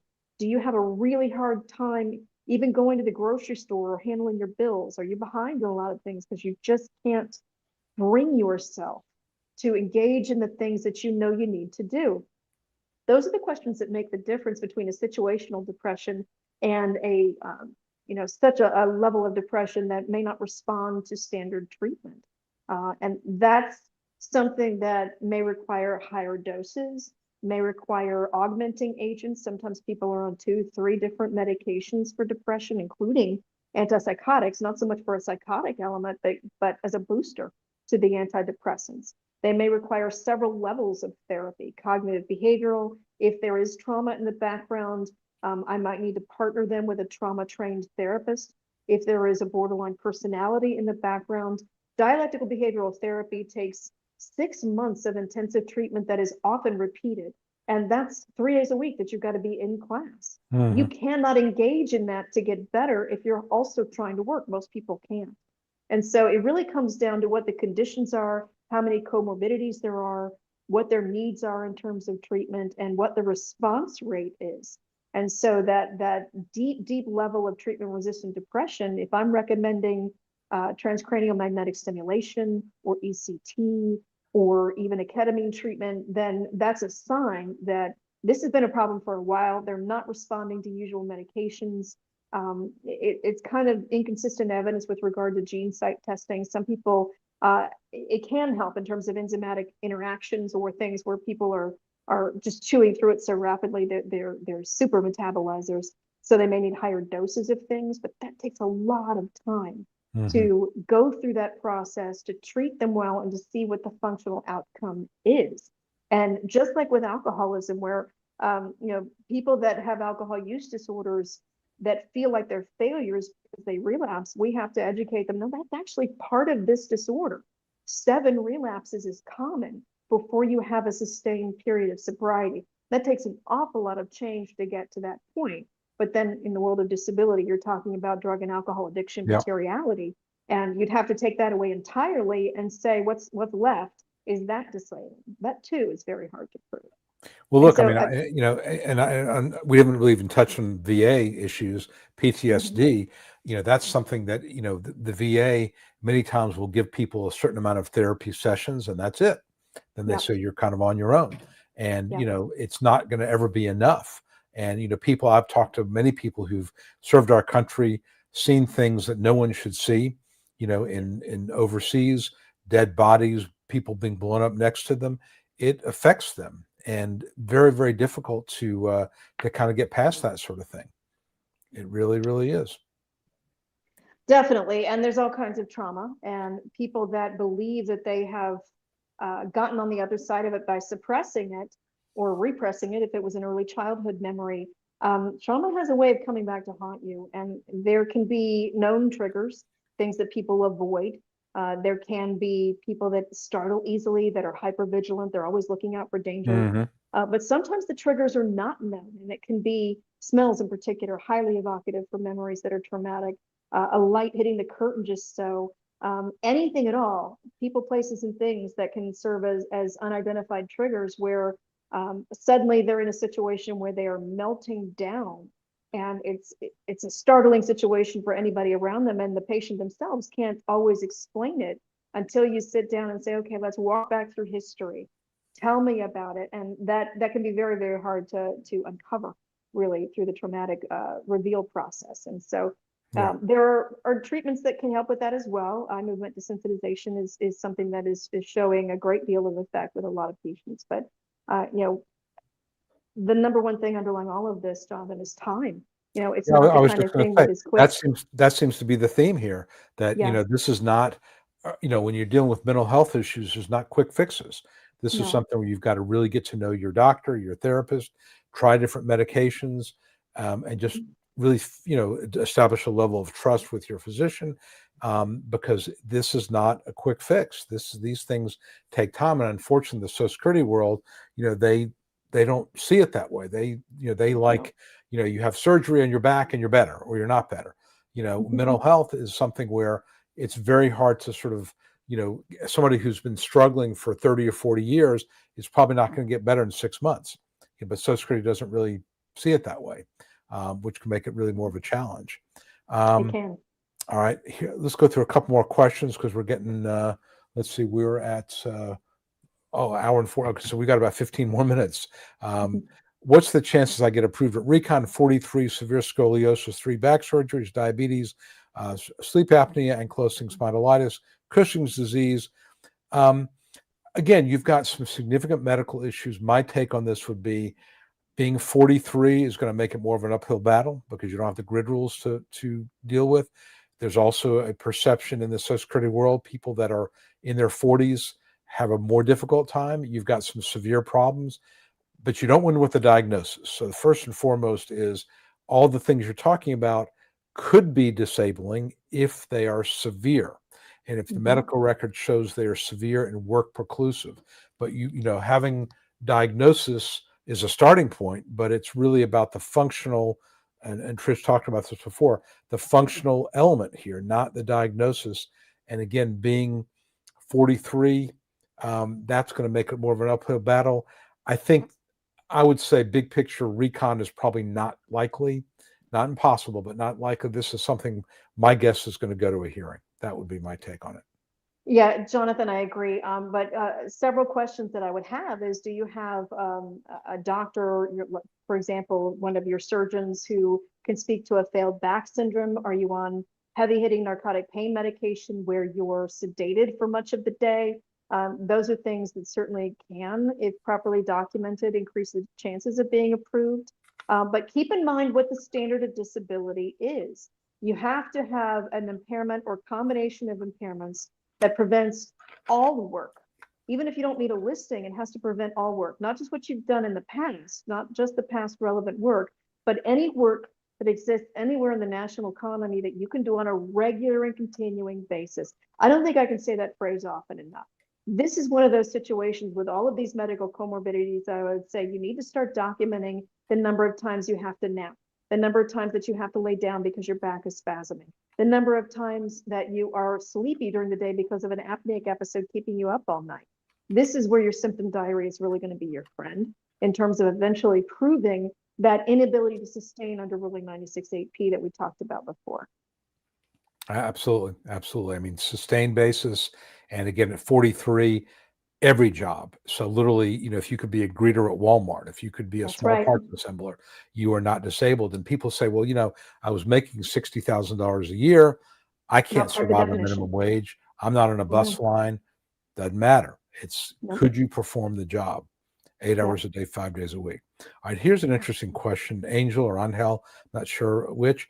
Marrero, I recently got my SSD hearing. The ME, there was a medical expert, said I could do a job with 6 hours sitting, 10 to 15-minute break to stand up and walk each hour. Is that realistic? Again, I would say a medical expert, when there's a medical expert, is going to look at the file. And my experience with medical experts is they're basing it on what a person, based on the medical evidence, likely could do. But as we've talked about repeatedly here, everybody's experience of pain, of discomfort, of functioning is different. So, this is what a person with this, this set of medical problems should be able to do. It doesn't mean you can do it. So, I would cross-examine that medical expert by getting them to acknowledge that everybody's experience of pain is different, that you might need 30 minutes walking around. That could be reasonable. It's not outside the. So again, it's just a matter of the judge making a decision about, does the evidence support sort of the minimum standard, if we're going to call it that, versus what you've testified to. And so that's really the way I would look at that. It's hard when there's a medical expert. Some judges just knee-jerk say, well, if the medical expert said it, then that's what I'm going to go with. But again, you can get some, you can put some doubt into a judge's mind by getting the medical expert to say, your case might be a little bit different. And I've had judges completely disregard a medical expert's testimony. Judge McCulley, we talked about, he did that one time for me years ago. Now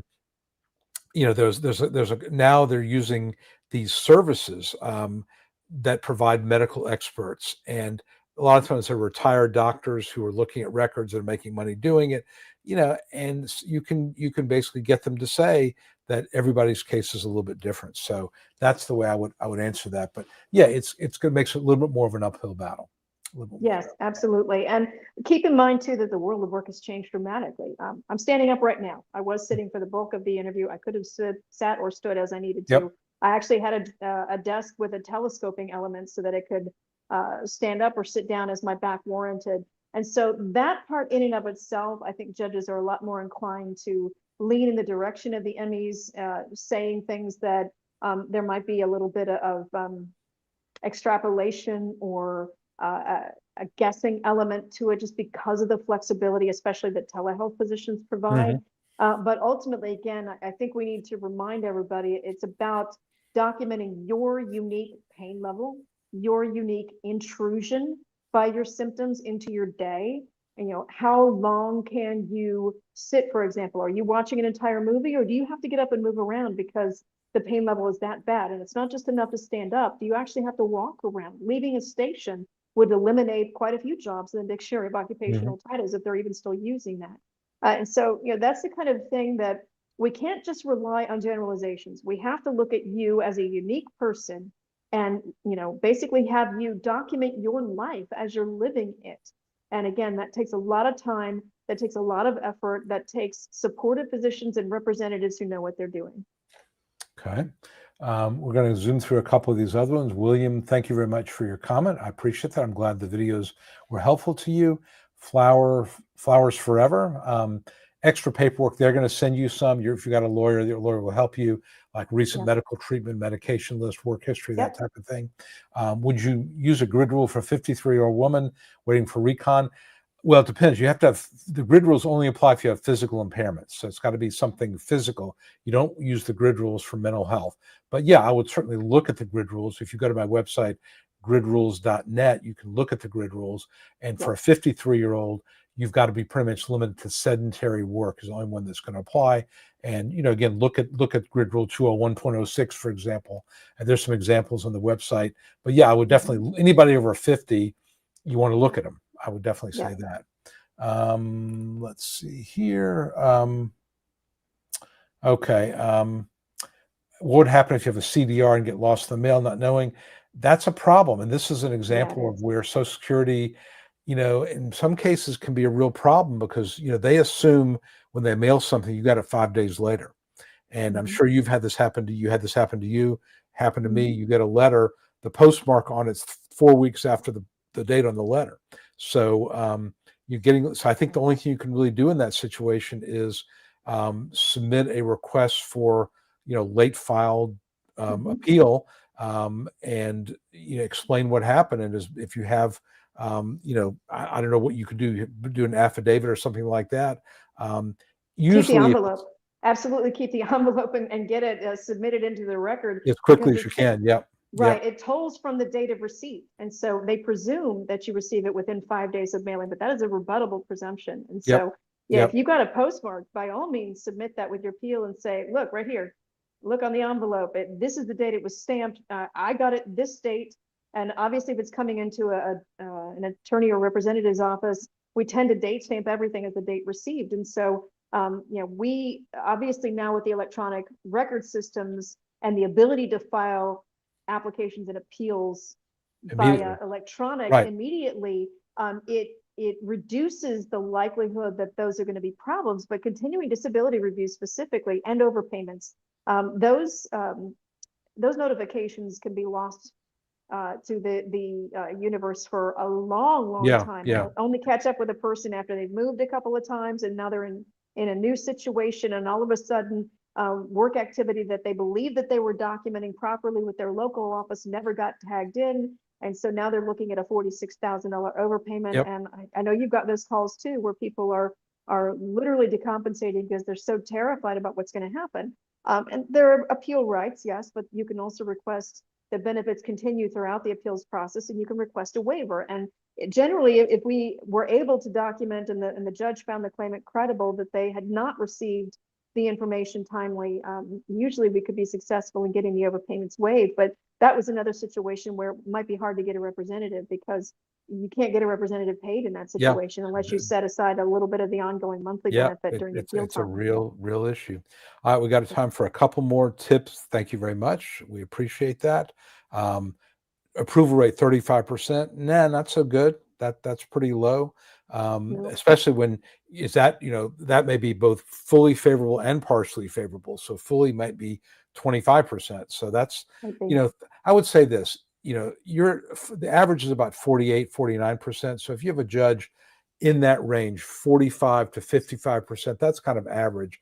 35% is sort of low average. I mean, those judges are approving cases, but usually for people in their mid 50s and over. You get below 35, that's when it starts to become a real problem. But 35 is kind of low, unfortunately. Well, keep in mind too that not everybody that goes to a hearing office is represented, and so unfortunately, the lower allowance rates often are an average across both represented and unrepresented claimants. And if you break out those that representatives are helping with them and those that aren't, you can see wide disparity in those allowance rates. And so, no, it is what it is. All right, Christina is one of my regulars, head of the California Ginsberg Law Fan Club. I appreciate that, Christina. Hi, Christina. Good to see you. Thank you. All right, you talked about interstitial cystitis before. RD is having my 5th bladder pelvic surgery. Mesh complications, records documented. Will the ALJ consider that? Absolutely. I mean, that is and bathroom issues, I find, can be the most, many judges recognize if you've got bathroom issues where you've got to go frequently, it's painful, it's not controlled, it's unscheduled. Those are unscheduled breaks. That's going to make you not very reliable. And I think most judges, realize that, if you are constantly in pain, abdominal pain or bathroom pain, really hard to work, really hard to work. So, I think it's also important to keep in mind that one of the arguments that we have in our back pockets is the ability to argue for a medical equivalent situation to a listing, and two immediately leap to mind. So for even though there's great rulings now for interstitial cystitis and have been for a while, the level of distraction and the impulsivity with which they might have to leave a situation has actually been successfully argued to be equivalent to the ADHD listings. And ditto somebody who had narcolepsy, even though that's not a listing. I argued this a while back that it was equivalent to the 1103 petit mal seizure listing disorder, and the judge agreed. And so, these are the situations where, again, having a representative who knows and understands the listings and can discuss with the doctors, hey, here's what I need to document to prove this with interrogatories. Do you feel like that this patient has findings in their record that you can't say, a doctor can't say that a patient meets or equals a listing. That is an issue reserved to the commissioner. But is this criterion met? Is this criterion met? Is this criterion met? And that's an interrogatory that a one-pager that a doctor could do that could be extraordinarily helpful to a case. Okay. All right, we got time for a couple of more things. Christy asked, and this is a good question, why is it that Social Security only accepts Western medicine and not alternative practitioners like chiropractors? Not all of us want to go to Western medicine. As far as why, I'm guessing it's a lobby thing. The AMA is probably lobbying, Congress. They want to, limit it. I'm guessing that would be why. I think also, maybe the training. I don't know if you have any thoughts on that, but chiropractors are trained differently than medical doctors might be. Yes, they are. Acupuncturists may be trained in another country. I suspect it's just more about, and they don't understand it. I think there is a bias in this country for medical, just Western medicine. Let's give you pills. Let's get you in and out as quickly. I mean, you're talking about, spending time to get to know somebody. Most doctors don't do that. Insurance dictates medical treatment. So I suspect that's part of why it's just a strategy, or not a strategy, just sort of a systemic, way the Social Security looks at things. And they've just decided that it's too hard to evaluate opinions of non-Western medical, because there's so many variations in training, in quality, and in knowing about the effectiveness, despite the fact that people can get great results from a chiropractor or an acupuncturist. And I think that'd be my take as to why. Would you agree? I think that is definitely a part of it. Being a part of the AMA, the APA, American Psychiatric Association, these are very large organizations that have a lot of resources, a lot of teeth, a lot of influence, if you will. But it's also about evidence. And so we are required as doctors to practice evidence-based medicine. I would like to believe that somewhere in the Social Security Administration, the people who are involved with deciding, what constitutes acceptable medical sources, is looking at the evidence aspects of this as well. Now, that said, there is emerging evidence that complementary and alternative medicines can be remarkably effective in a lot of different, both physical and psychiatric conditions. But whether or not SSA, as part of the disability process, can accept an alternative practitioner's opinions, especially about function, well, that's been a well-established situation for a long time now. The answer is no, they can't and they won't. Yep. No question about that. All right, let's talk a little bit about, I know we're kind of running out of time, but tell me a little bit about your practice, kind of the type of people you are treating. Are you treating only people locally? Give me a sense of, tell us about what you're doing and how somebody might be able to reach you if they want to. Well, thank you. So I just left a larger healthcare system to launch my own practice because I wanted to spend more time with patients. So my practice is called Doc C, SEA Psychiatry, because a lot of my patients call me Doc C instead of Dr. Cardillo. And I'm a scuba diver, so I love the ocean theme. But it's going to be a telehealth hybrid situation. And so my office location is in Tampa, but I will be virtual. My launch date is early November. I am accepting insurances, Medicare and Medicaid included. Because I don't believe that there should be a caste system for access to care. I don't want to be a large healthcare organization. I give both medication management and different kinds of therapy. I do have the ability to see patients in person as needed. And I have quite a few patients from my former practice that have literally hunted me down and said, when are you going to be up and running? Because they it's very affirming that they like the way I do things. But it's www.docpsych, DOCSEAPSYCH.com is the website. Right now, it's a holding situation while I launch my electronic health record system. When it is fully functional, people will be able to go to the website, click on a button to schedule appointments. And I don't think there'll be much of a waiting list, but it will be telehealth at first with the ability to expand in person. And while my Florida license is my primary license, I do participate in what's called the Interstate Medical Licensure Compact. And so I have an eye towards expanding to surrounding states at some point. But the goal is to continue to deliver one-on-one care to patients with adults only. I don't treat children, but with all manner of conditions. So I don't limit that. ADHD, mood disorders, psychotic disorders, bipolar disorder, substance use, OCD, PTSD, you name it. But when there's a need for a partner with higher level therapy, ECT, et cetera. I do have local partners that I can transition the patients to when needed. Okay, very good. And we'll get that website in the show notes for this, so people want to reach out, they can. And is that the best way, just to go to the website? Is that the best way to reach out to you at this point? Or Yeah. to call the business line 863-225-3693. Okay. Right now, though, again, I'm merely accepting calls to help people understand the expected time frame for launching, and so ultimately, a lot of patients don't need to know the ugly sausage making details of insurance credentialing, but it's just not a fast process to get Right. impaneled with various insurance companies. So that takes several weeks. That's in process, but my Okay. goal is Very to good. be up and running by mid-November. Excellent. Well, best of luck to you. We'll certainly Thank keep in you. touch on that. And again, I'll put the information in the show notes, and hopefully, this sounds like a really exciting venture. And look, as I told you when I originally reached out, I mean, I'd known you for years doing Social Security, and I was just, when I saw you posted on LinkedIn that you had gone to medical school, I'm like, wow, what an interesting story, and very, very impressive, I would say, Thank you. because going to medical school at any age is an accomplishment, but when you're slightly over 30, it's got to be a real challenge. So, Oh, thank you, Jonathan. You charmer. Yeah, slightly. But what was most interesting to me when I came out of medical school, I graduated in 2020, and my first rotations were internal medicine in the hospitals in South Florida, all wow. COVID, all the time. So I didn't actually think I would use my virology master's when I joined into psychiatry, and then I stepped right into the pandemic, and unfortunately was on a task force where we were studying every bit of COVID-based evidence Yeah. that was promulgated that first couple of Actually, years. that's my last. I have one more question for you, because I do get questions about, and I know now that the pandemic is sort of, it's abated certainly to some degree, although it's still out there. What is your take on long COVID, in terms of what is it? Can it be disabling? I'm seeing some of these cases coming up for hearings, people that applied, 2-3 years ago. What is your take on it?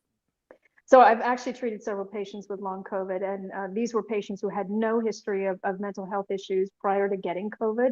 Unfortunately, the pattern is not predictable.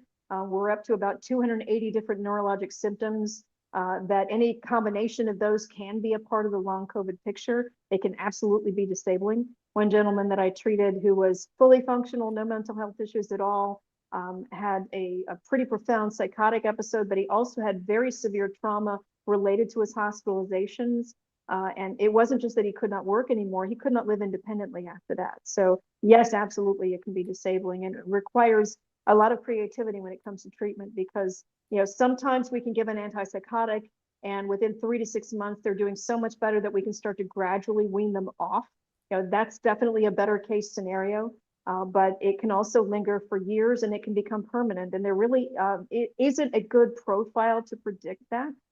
It's more us tracking it long term and seeing which profiles might fall into it, which medical comorbidities might raise the risk. But it is unfortunately very difficult to tame, because it is such a broad symptom spectrum that Yep. a patient can suffer from. Got it. Okay. All right. Well, everybody, we're at 2 hours, a little bit over 2 hours, so we're going to end this now. Trish, thank you very much for taking your time. Again, Absolutely. really good luck on your new venture. We'll follow you, and certainly put the information in there. I'll hold on for 1 second. I'm going to go ahead and close this. Everybody, thank you all for joining me. I will not be on next week. I'm going to be actually on vacation, going to be in Florida. I'm a tennis player, not a particularly good one, but I go out there and run around, and I have a yearly tennis outing with some buddies of mine. We go down to the Panhandle. We play tennis for 3 or 4 days. None of us are drinkers, but we eat too much pizza and desserts, which is sort of, our wives are not there, and then we play a lot of tennis. So I'm going to be doing that, and whereas I could theoretically do this from there, my bozo friends, they would be too loud. So I'm just gonna I'm just gonna not gonna be here next week, but we'll do it in 2 weeks. So everybody who's a regular, I won't see you next week, but I'll see you in a couple of weeks. Everybody, thank you for coming by or dropping in, and I hope you found this useful. It'll be, of course, available on YouTube and on LinkedIn. And if you have any questions, of course, reach out to me or to Dr. C. All right, so we're going to end this right now, and thanks again for visiting with us. Thanks, Jonathan, for having me. All right.